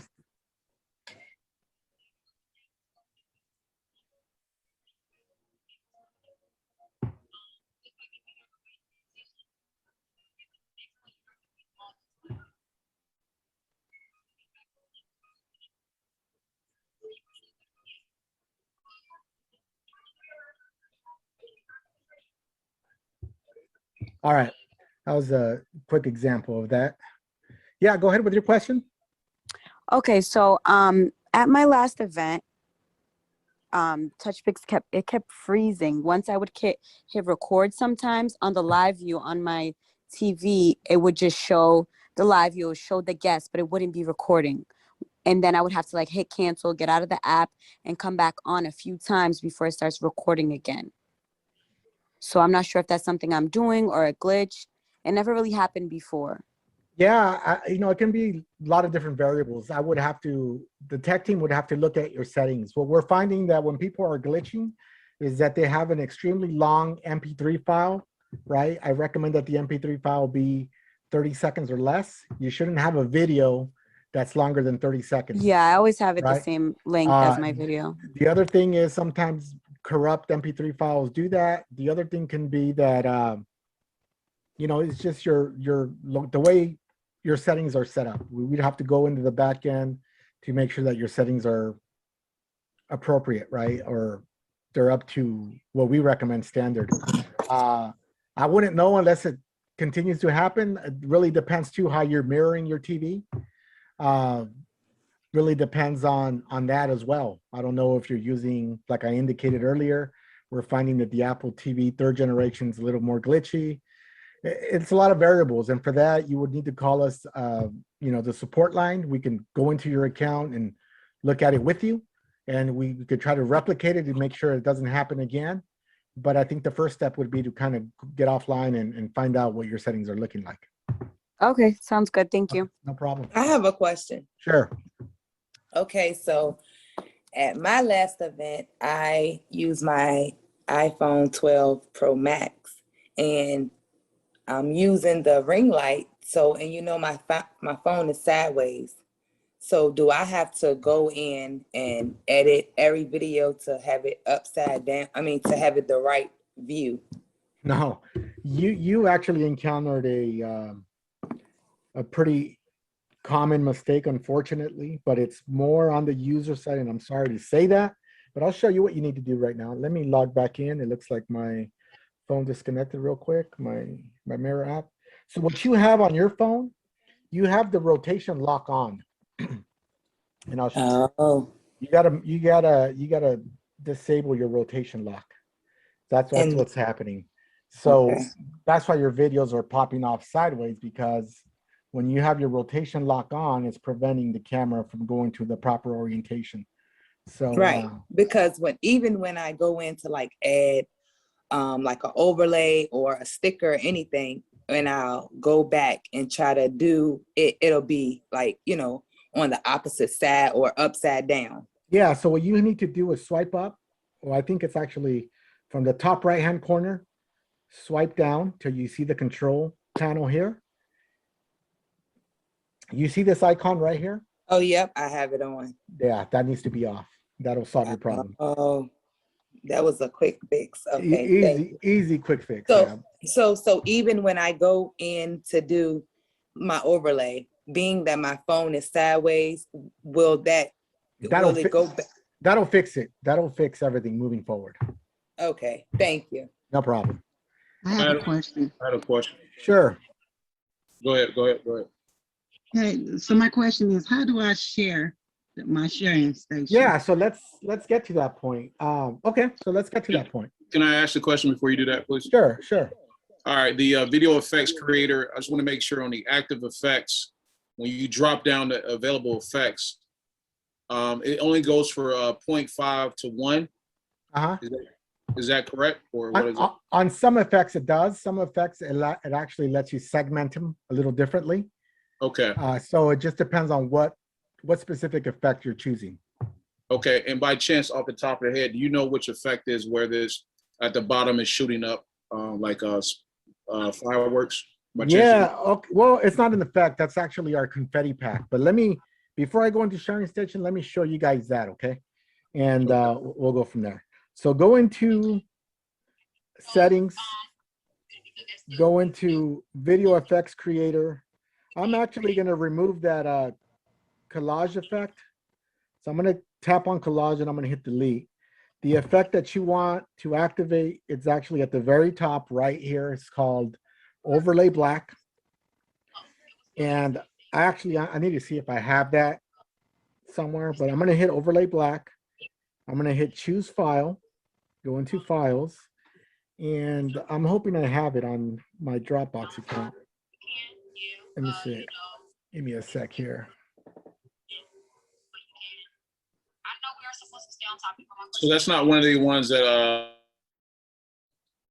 I'm sorry, unmute yourself. I just muted everybody because I was hearing some background conversation. so that's not one of the one of the effects. That's something additional that you got to add from somewhere. Yeah, because they're different ones, and the way Touchpix laid it out is that they put a bundle package together which actually has a lot of different effects all in one.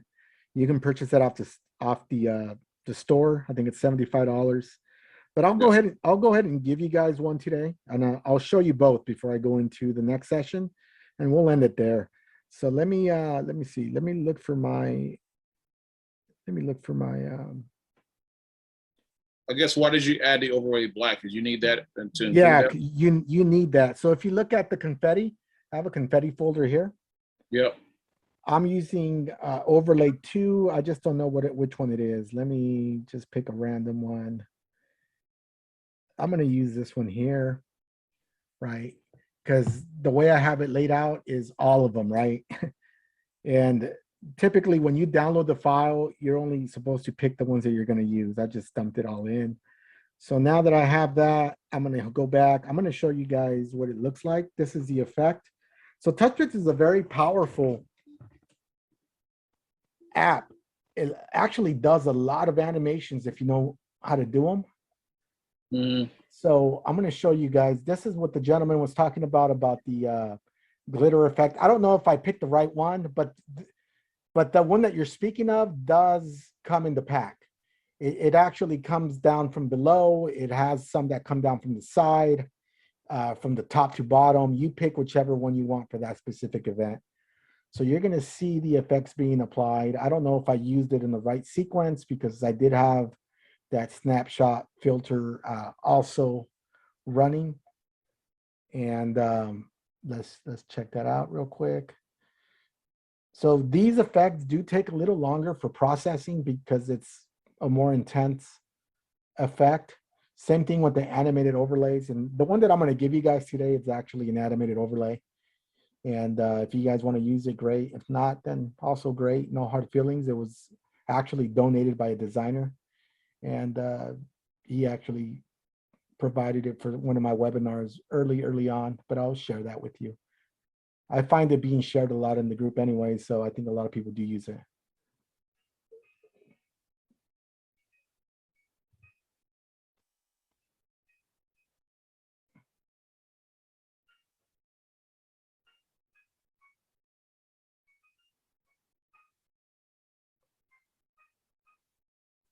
So I picked the wrong one. This one was more of a colored type of confetti, but that confetti pack comes in with gold confetti only, silver confetti, but that's the idea. And I'm assuming that's the one you were talking about, correct? Yeah, like the silver or the white one I've seen. Yeah. So that one does come in. The one that I'm going to give you guys, just to do a quick little demo of that, you guys might like it as well. I'm going to go in there. I'm going to go back to overlay black, delete that overlay black, pick the file. I think I could give you guys, let me see where I stored it. It's got too much stuff. Sorry, could you also show us where you put the time where you wanted the effect to show up at again? Yeah, I can do that. Okay, thank you. And I'm sorry, before we end the call, I get stuck on what happens after, because we keep getting stopped with other stuff. After you finish doing the video, what comes next on how you send it to the customer? I'm hoping I can get to that. That's why I get stuck. Yeah, okay. We'll get there. Give me 1 second here. General question while you're looking for that. In regards to the Apple TV box, the 4th generation, do I need the 32 gigs or the 64 gig? No, the basic one is fine. For the purposes of this, it's the basic one is super fine. Okay, thank you.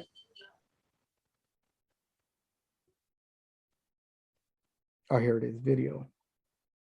Okay, I'm going to show you guys this, and I'm going to show you guys the sharing station. That's important for us to cover as well, but I'll give you this for taking the time and being part of this call here.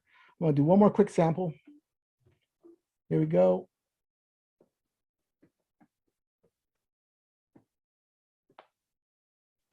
Okay, so you'll see this effect's a little different. This is an animated overlay. We have a lot of awesome designers in our group, and just take your pick. This one was donated by Mark Rich. He does graphic designs, but You know, give him props, definitely always on this webinar, because he is giving this to you guys basically for free. And Matt Calvert, Michelle Claymore, Keith Freeman is another one. So just take your pick, right? And this is the effect that this produces on Touchpix here. Like I said, these take a few extra seconds, but I think depending on what you're looking for or what you get designed, they're definitely worth the wait. It gives you a more professional presentation. So here we go. It's going to add the audio and we should be done here.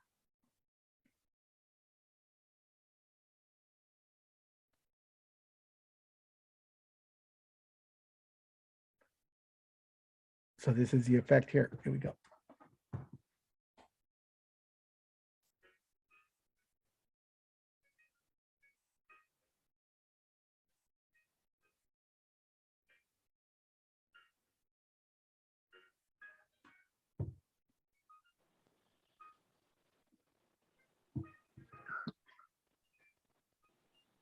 Excuse me, how do I get that? Yeah, so it's kind of like a glitter smoke type of effect, but again, You said you was gonna give it to us. How do I get it? Email. My email's in the chat. So just shoot me an email, say, hey, I want the link to that. So just shoot me an email. Okay, so I'll take questions a little bit later. Let me go through the sharing process real quick, and then we can pivot the other direction. What I need you guys to understand right now is we're going to go into the sharing process. We're going to try to do this as quickly as possible. What I recommend you guys do when you guys want to share, go back to your Touchpix account. And what I recommend you do always is, we created this event. What you're going to need to do is go over to manage, duplicate the event, because if you're having an iPad sharing station and an iPhone, you should never use the same device on one QR code. Each QR code needs its own device. Why? Because whenever it is that you close the event, you want to make sure you close it correctly. And if you're using one QR code for both devices, although it will work, one device will not be able to close, and you're going to have to delete the app all the time. And God forbid you close the wrong device and you lose the original content. So always create a separate QR code. All you got to do is just duplicate the event, change the name. I named it Sharing Station, and scan into this QR code, and you're basically done. So I'm going to try to, I'm going to switch over to my other camera to show you guys the process. I'm hoping I can do this. Let me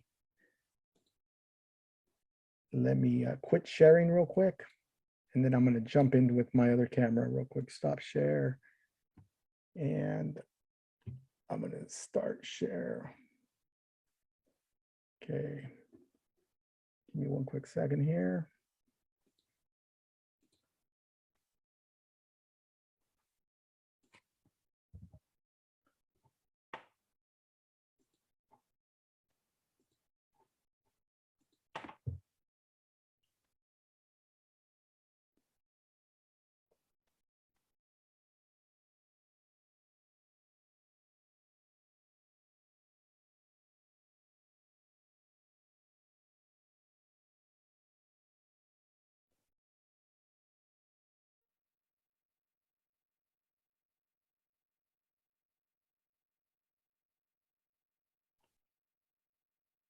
All right.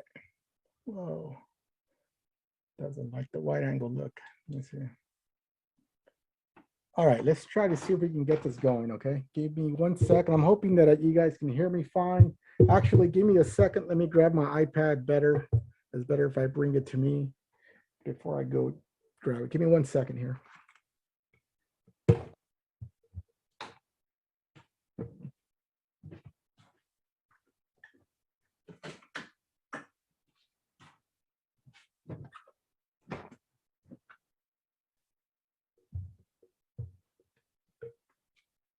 Okay, I'm back. Here we go.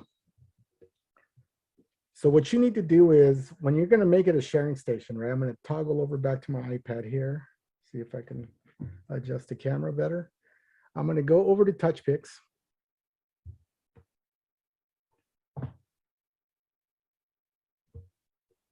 Right? once you go over to Touchpix, you're gonna see the gallery button. Once you hit the gallery button, you're gonna go in there, you're gonna see a circle with the letter inside of it. You're gonna hit the circle. Actually, first things first, make sure you go into settings. Make sure you go into, you're connected to a Wi-Fi. In this case, I'm connected to the wrong one, which I'm gonna go look for the right one. Let me see here. I guess it doesn't matter. Okay, I guess it doesn't matter. I'm gonna connect to, okay, I connected to the right network. The other thing that I want you guys to focus on is if you go to general settings, also go into the tab that says display and brightness. Once you go into display and brightness, to your right, there's gonna be an option called auto lock. Make sure you set auto lock to never. What that does is it prevents your iPad from falling asleep and from disconnecting, right? The other thing that you have to make sure of is that your Wi-Fi is on. Doesn't necessarily need to be connected to, well, if you're gonna share, it needs to be connected to Wi-Fi, but also make sure that Bluetooth is on. After you determine that that is on, you're gonna go into your iPad, you go into your event gallery, click on the S, make sure you turn that into a receiver, right? Now I'm gonna go over to my iPhone here. That way you guys can see this. Same thing with my iPhone. I'm gonna go into the gallery. I'm gonna hit the S and I'm gonna activate sender. And you see how the name of my iPad just popped up? I'm gonna connect iPad and you should see this. It should say connected. Now I can leave the gallery. And as you notice right now, I think it just added a video by itself using the overlay that I have set up. So I'm gonna exit out and here we go. So it's using, because understand it has a different template because I actually didn't scan into that duplicate event. The event that I had loaded had another template on there, and that's why it's loading a different template. But I'm gonna go ahead and do a screen record of the actual computer. That way you see it pop up live, right? Make sure that you guys understand what I'm doing. Go ahead. I'm actually just pointing my phone to the computer. It's processing the file. After it's done doing this, you're gonna see it pop up right there. And this is the iPad that's gonna be lodged on your sharing station.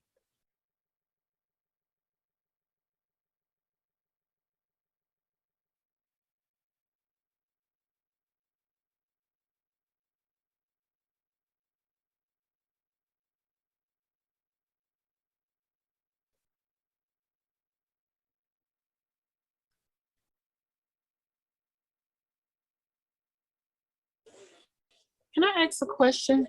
Sure, give me just a couple more seconds, just let it do its thing, and then I'll take questions because this is the last part that I wanted to show. Unless you guys wanted to see the Apple TV thing, then I can possibly do that real quick as well. Yeah. Unless what? Apple TV, definitely. Well, Okay. yeah, that was the question I was gonna ask. Oh, okay, I'll do that right after this. So there it is, right? That you'll see that that's what I just recorded, pointing it at my iPad, and you're gonna see it pop up on my iPad real quick, right? It usually takes a few seconds.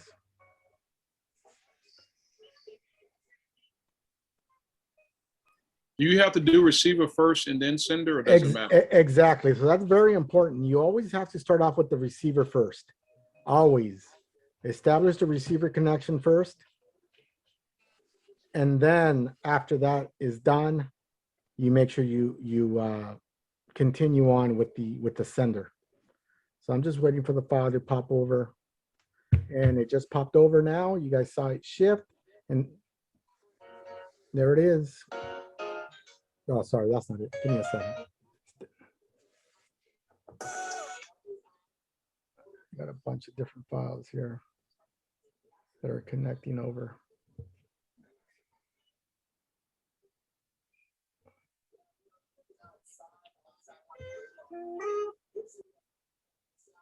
Oh, you know what it's doing? It pulled in my other file because it's a different event.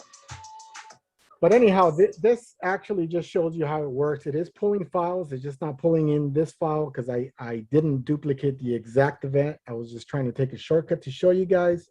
But it is transferring my files over. So once you do that and this is green, it's a successful connection. You actually just pick your file and from here you share it, right? You can share it via text and put whatever number you want and it'll share from there.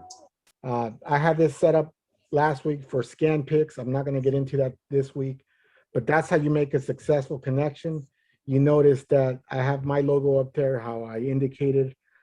I just overlapped events trying to take a quick shortcut, but that is how you share with an iPhone to your iPad wirelessly. Okay. Is that the only way to share is to have a sharing station, or could you do it from just one?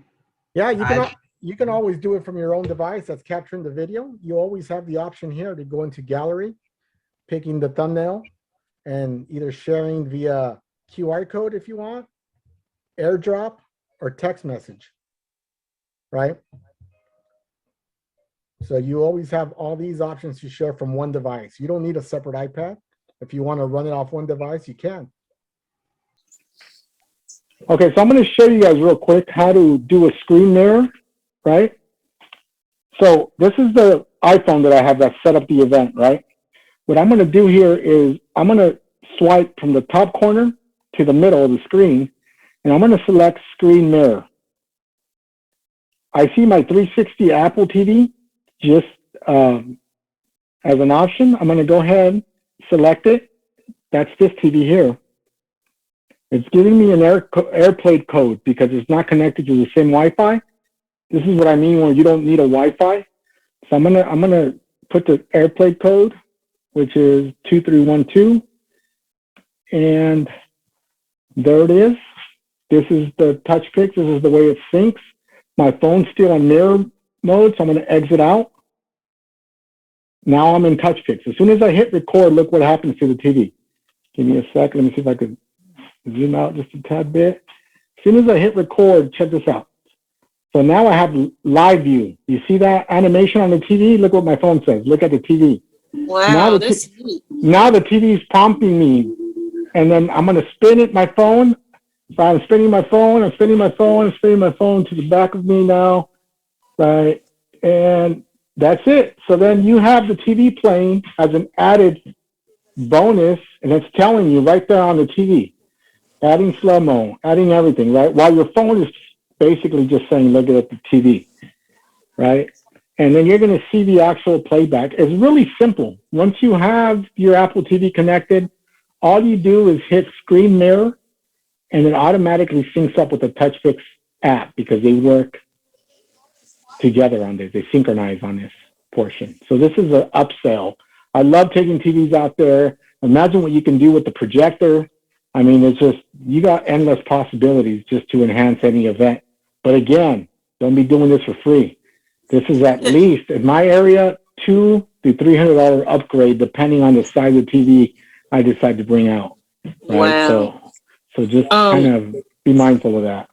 Question about the end of your tutorial video that you showed.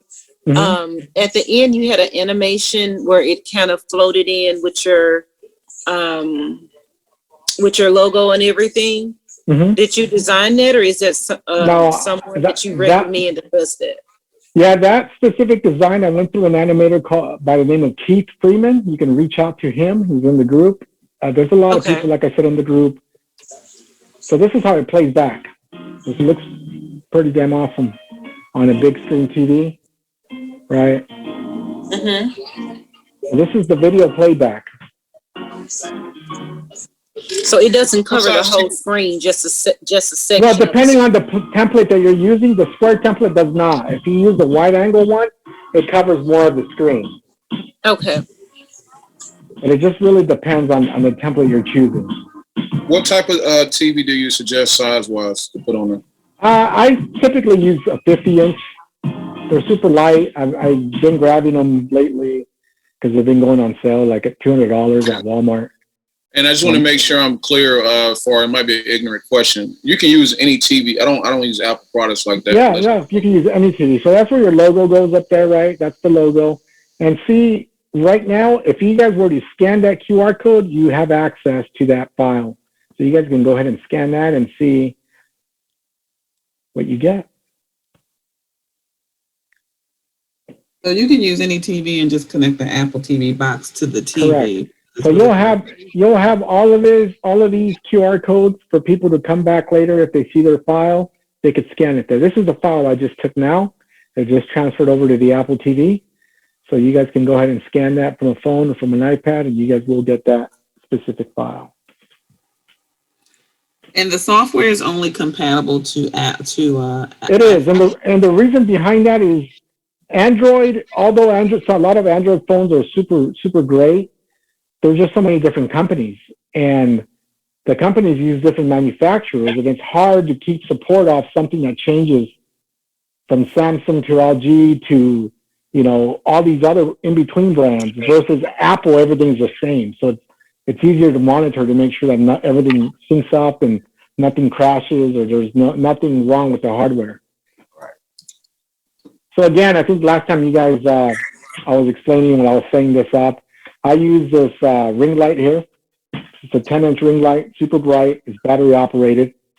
It does have a cold shoe, which you can mount your GoPro to. I use it to mount either GoPro or I can mount my iPhone here. Battery operated. Company's called Moman. I highly recommend something small like this. You don't need to put in an 18-inch ring light. You know, you see a lot of these posts where that little piece breaks because, you know, it's too heavy. So go with something on the lighter side and that can produce great quality lighting and go from there. Does that allow you to charge your phone there as well? To keep it No, charged? it doesn't. I mean, it'd be nice if it did, but it does have these removable batteries. If you're going to charge your phone, you see what I did here?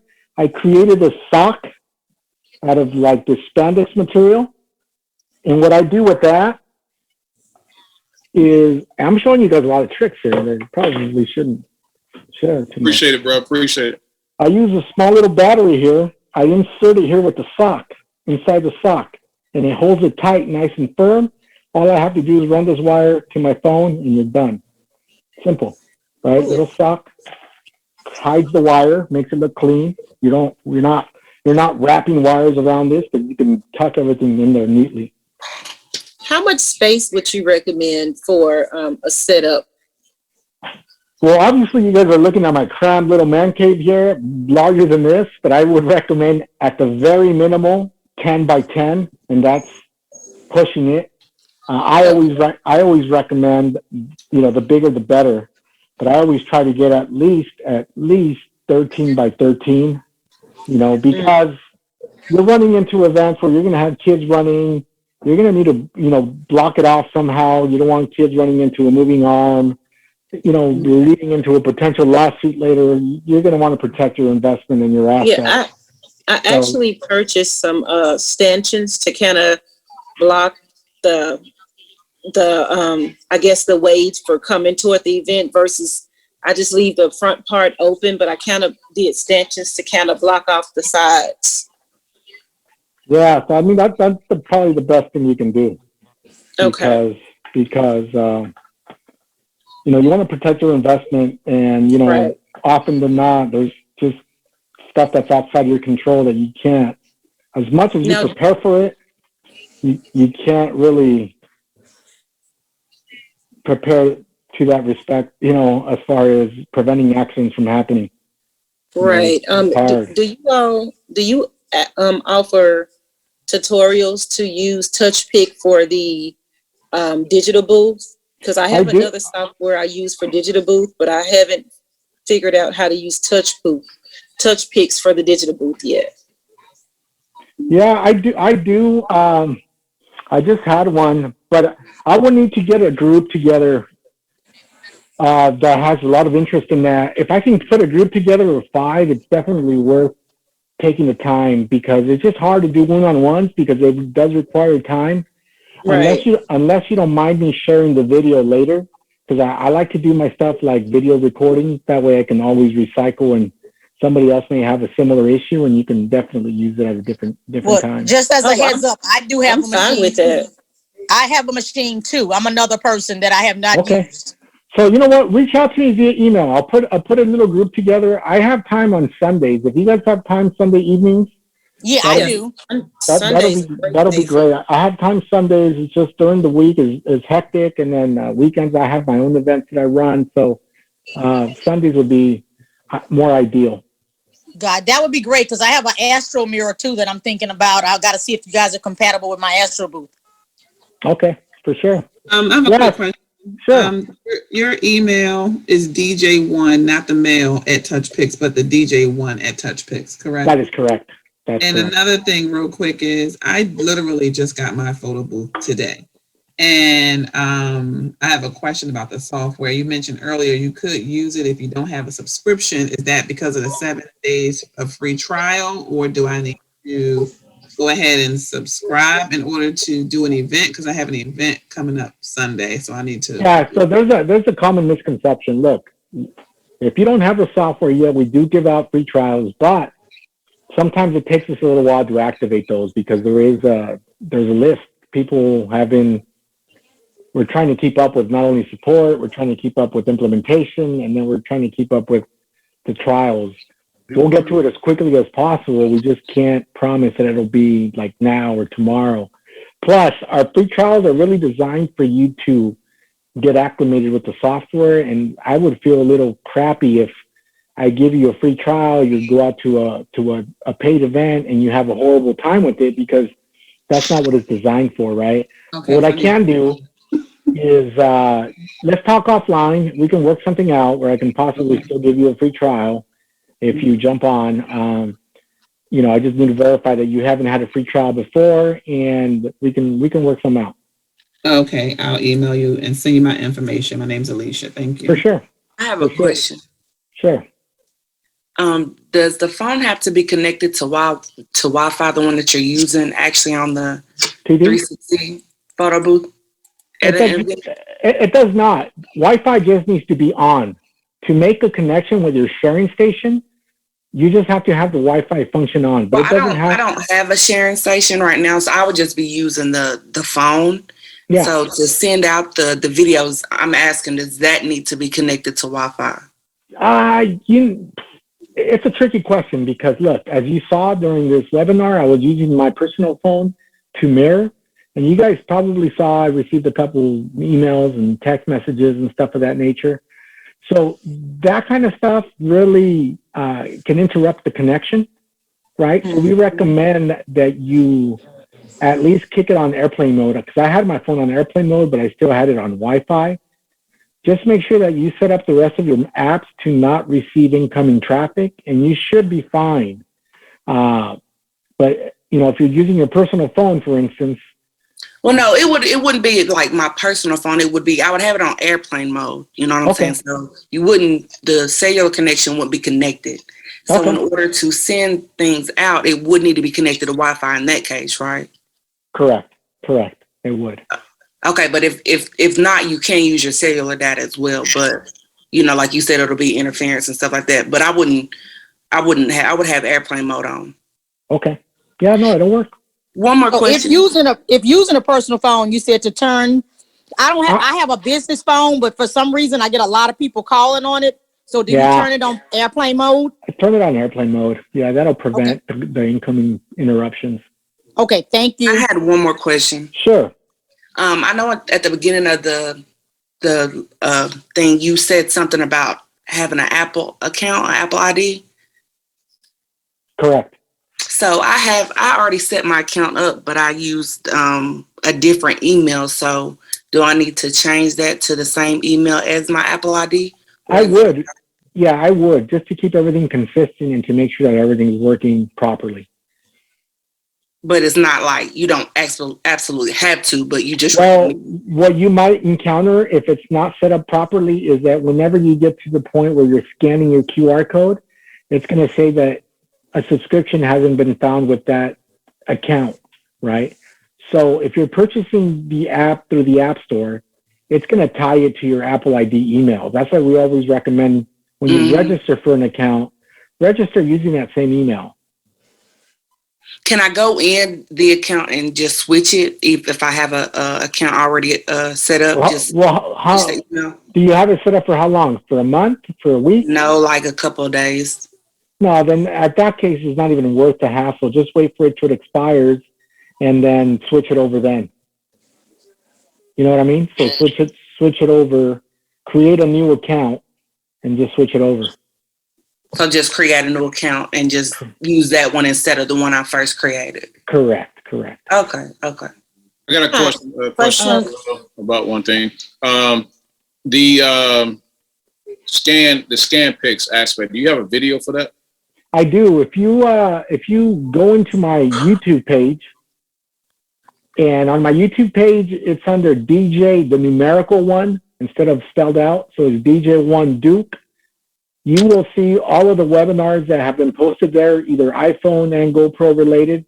And we just did a ScanPix setup, I think last Wednesday or the Wednesday before last. But you'll see the entire process of how to set that up. Yeah, and then when is the next time you're going to do a live one for that? For ScanPix? Yeah. It'll probably be in 2 or 3 weeks because we're releasing a newer version.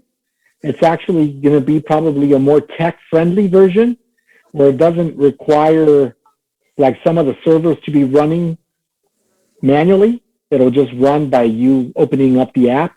So I think that'll fix some of the issues that people are having. Some people are just not understanding the concept and having a hard time with running, making the server run. So Gotcha. we're gonna drop a release soon. And on the YouTube page is DJ1 Duke. Correct. And what's your email address? I thought it was a different one. What's your email address? So it's DJ1 spelled out at touchpix.com. And on that email, can I ask you, how do I get a copy of this right here? This one right here. Of this tutorial? Yes. It's going to be posted on that YouTube page possibly by tomorrow midday. It just takes me a while to download and upload stuff, man. But by midday tomorrow, it should be uploaded. Midday West Coast time, they put it to you that way. And how long should your video be with the outlay? Just your suggestion. Yeah, I like to keep them at 30 seconds or under. 30 seconds total. Yeah, 30 with the outro video. Your outro video should only be about 5 or 6 seconds. It's a quick little glimpse of who you are and how they get a hold of you. Hi, quick question. Sure. With the phone and the iPad, which is the receiver and the sender? Activate receiver, activate. Yeah. So if you're looking at it from a sharing point, right? The iPad's always the receiver. It's always receiving the file, and your recording device is always sending the file, right? So let's look at it that way. Receiver. Okay, Correct. Thank you. No problem. Do you I have a question. Have a video for the trigger box on how to install that? You know what? We do. Let's connect offline, but we only have it with certain manufacturers. Let's connect offline. Yeah, the Revo. I'm trying to obtain a more recent copy. I had one, but I'm trying to get a more friendly copy, right? Because the one we have is really bare bones, and we're trying to get somebody to really help us with. Because we've had customers that have installed it on Revos already. It's just hard to get them to make a video for us sometimes. But we're going to get one soon. We have a generic one for the Revo, which doesn't really show it installed on a 360. It just shows the concept on this is how the Revo looks and this is how you wire it. Right. So let me work on that. Reach out via email and I'll give you an update. Okay, and then I've seen the 360 where they sit it on a rug. Is there a particular reason why? Does it make it more stable? No, the rug just enhances. It's more look. With the 360, with the 360, it's all about presentation and quality of output, right? If you present a very nice, clean setup, that that gives you that expectation that your quality is better than just the person who just arrives with bare bone stuff. If you put a little bit more pride in your setup and making sure it's set up right, that really just enhances your ability to demand a little bit more money. That's all. You know, with that said, I've seen people do like these sparkles that shoot out and all of this stuff. Like, where are they getting this Cold stuff? sparks. Yeah, they're called school sparks, and I'm a DJ, so that's typically used on on the DJ side for grand entrances and stuff like that. But in California, for me, it doesn't make a great business decision because you got to check with your venues. A lot of these have these regulations by your local fire. Your fire marshal. A lot of venues won't allow it. If you look at YouTube and you do your due diligence, there's actually some cold spark machines that cut the venues on fire. So be very careful of who you buy them with. There's certain certified ones. A lot of people are buying the cheap ones from China. But even at that, they're very expensive to operate. You're looking at least $15 a bag to operate, right? And those bags will only last about 15 to 20 minutes. So it's not very cost effective, but I guess if you're charging about $1,000 an hour, which is kind of what the rate is over here in California in my area, then it makes sense. But I'm more about liability. Pro sparks, like PRO? Cold, like a cold drink. Oh, cold. Yeah. Question about a designer. Thank you.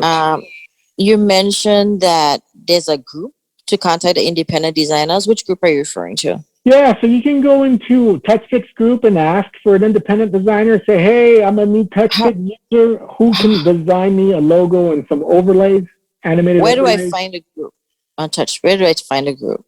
It's on the Facebook group. So go into. Oh, that's Facebook. I don't have a Facebook account right now. But do they have emails or?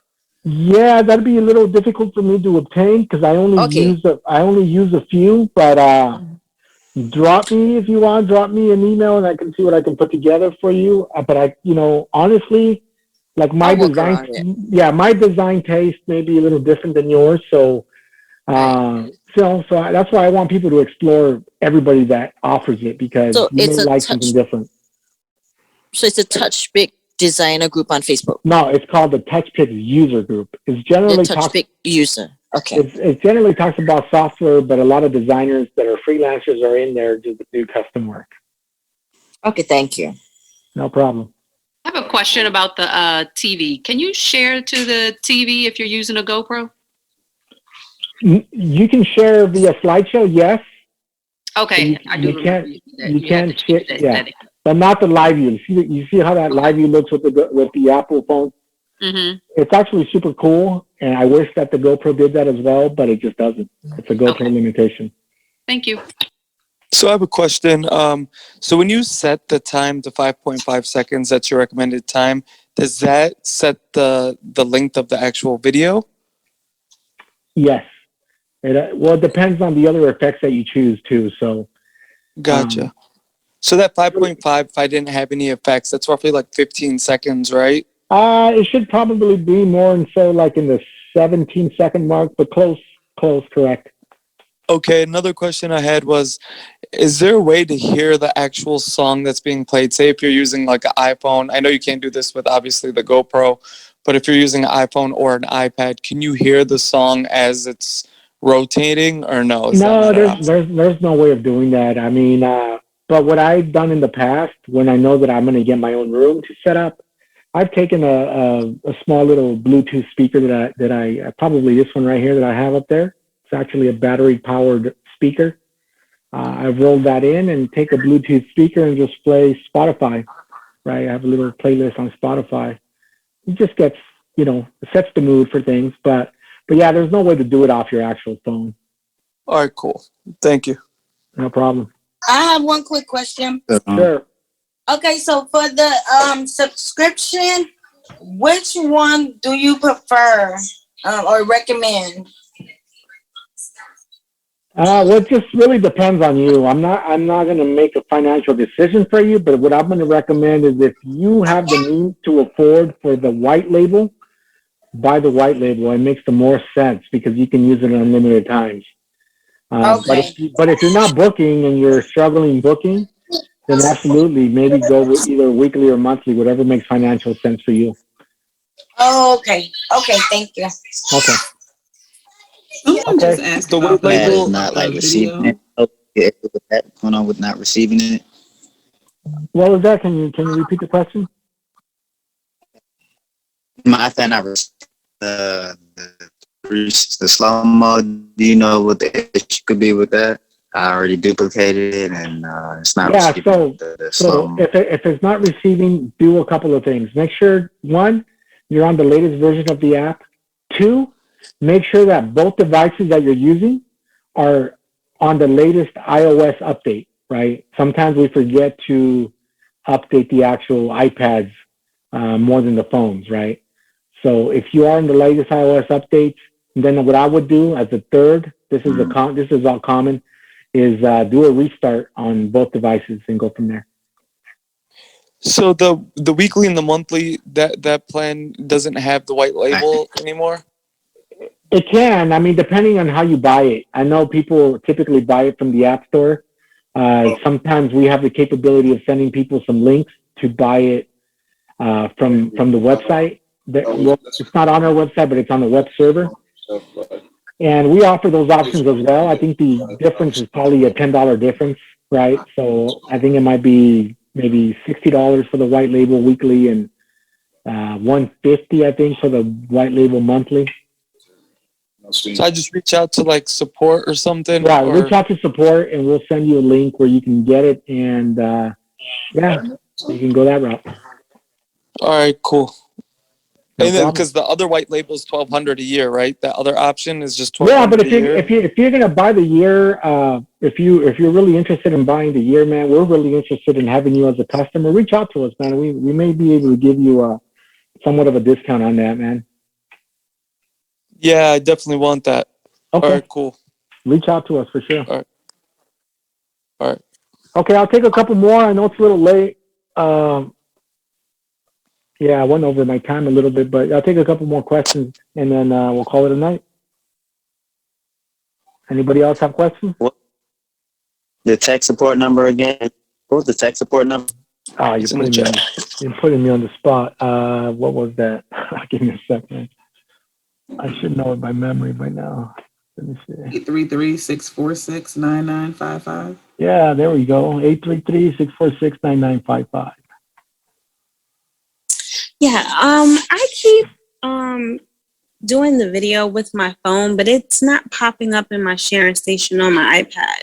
Okay. Did you go through the steps that I helped the other gentleman with? Make sure that your iPad's on the latest iOS. Make sure that you're running the latest iOS update. 2, make sure you're on the latest version of the app. The third step would be restart both devices, and I guarantee you it will pop up. Okay, thank you. No problem. Okay, one more question. I had a question about the you said the white label. Just want to make How do sure. you know if you're on the? If with the ground the white label, I'm on the monthly now. That's Okay. not a white label. That's not a white label. You're saying? No. Well, if you're buying it from the App Store, no. Okay. And so the white label, just make sure that means you can use it on different AOS device register. Yeah, you doesn't have to match Apple IDs. So, but if I have 15 different Apple iPads, but they're on the same Apple ID, it doesn't matter, right? It doesn't matter, correct? Okay, thank you very much. Okay, you said if you're getting it from the App Store, is that different from logging in? Yeah, so sometimes we do shows. We just finished doing a show in June in Chicago. We're trying to hit up all the photo booth, DJ shows, right? We do exhibits there. We're going to be in Las Vegas at the Photo Booth Expo, so we recommend people. So we have an established system where we do show specials, and we have a back end where we do offer discounts. For people, mainly for the year plan right now, we're really not offering any discounts for the monthly or weekly. But for the year plan, for the white label is what we do have some wiggle room to make, to offer somewhat of a discount on that. Like we could probably do maybe like $1,000 on the white label yearly, which matches the 1,000 on the non-white label, right? Something like that. But if we do the monthly and we pay for it at the touchpix.com, the white label come with that, just not with the app, or am I confused? Yeah, I think you're confused because if you're buying it through the App Store, it's a non-white label version, meaning that it's through your Apple ID. If you wanna buy that white label monthly, we do have that. I think there's only like a $10 difference for that, and we can definitely shoot you a link on how to buy that. That way, you don't have to have them tied to the same Apple ID. Okay, so do I email you about Yeah, that? either email me or email the mail at touchpix.com, and one of us will take care of you. Okay, all right, thank you. But say we didn't have the white label, will it show like, TouchPic and stuff like that with the white label? Like No, when I'm no. okay, nothing will show TouchPic as of right now. No, White not label unless use not that. unless you use one of the presets, right? The preset Gotcha. has everything done dialed in for TouchPix, but no, you have complete control to how to brand within the app. Awesome. Thank you so much. No problem. All right, I'll take one more question. I'm going to call it a night. My throat's a little parched now. Who wants to go? I'll go. Somebody mentioned something about the 5 seconds, and you said that would give you like a 17-second Yeah, video. something like that, roughly correct, depending on the effects. Okay, so all right, so what, I don't think I'm clear. So how do you get to a 30-second video? Is it because you set up 5 seconds, then the effects take some other set? Like how do you get? Yeah, so some of the effects are kind of stretch out the video, right? Especially like that snapshot, you're indicating where you want it stretched out. There's the other effect that I use, the animated overlay. So whoever designs the animated overlay, if they design it to like 30 seconds, that controls the output length, right? Or there's actually a slider there that's called slow motion. So you tell it, the software, where you want the slow motion applied. And you can stretch it out through the entire video and it'll stretch it out, right? So you have complete control of that. If you want to increase the number, the easiest way to stretch out your video is by increasing the 5.5 to something higher. For me, what works is between 5.5. I don't think I rarely use, I think the most I've used is 6.5 or something like that.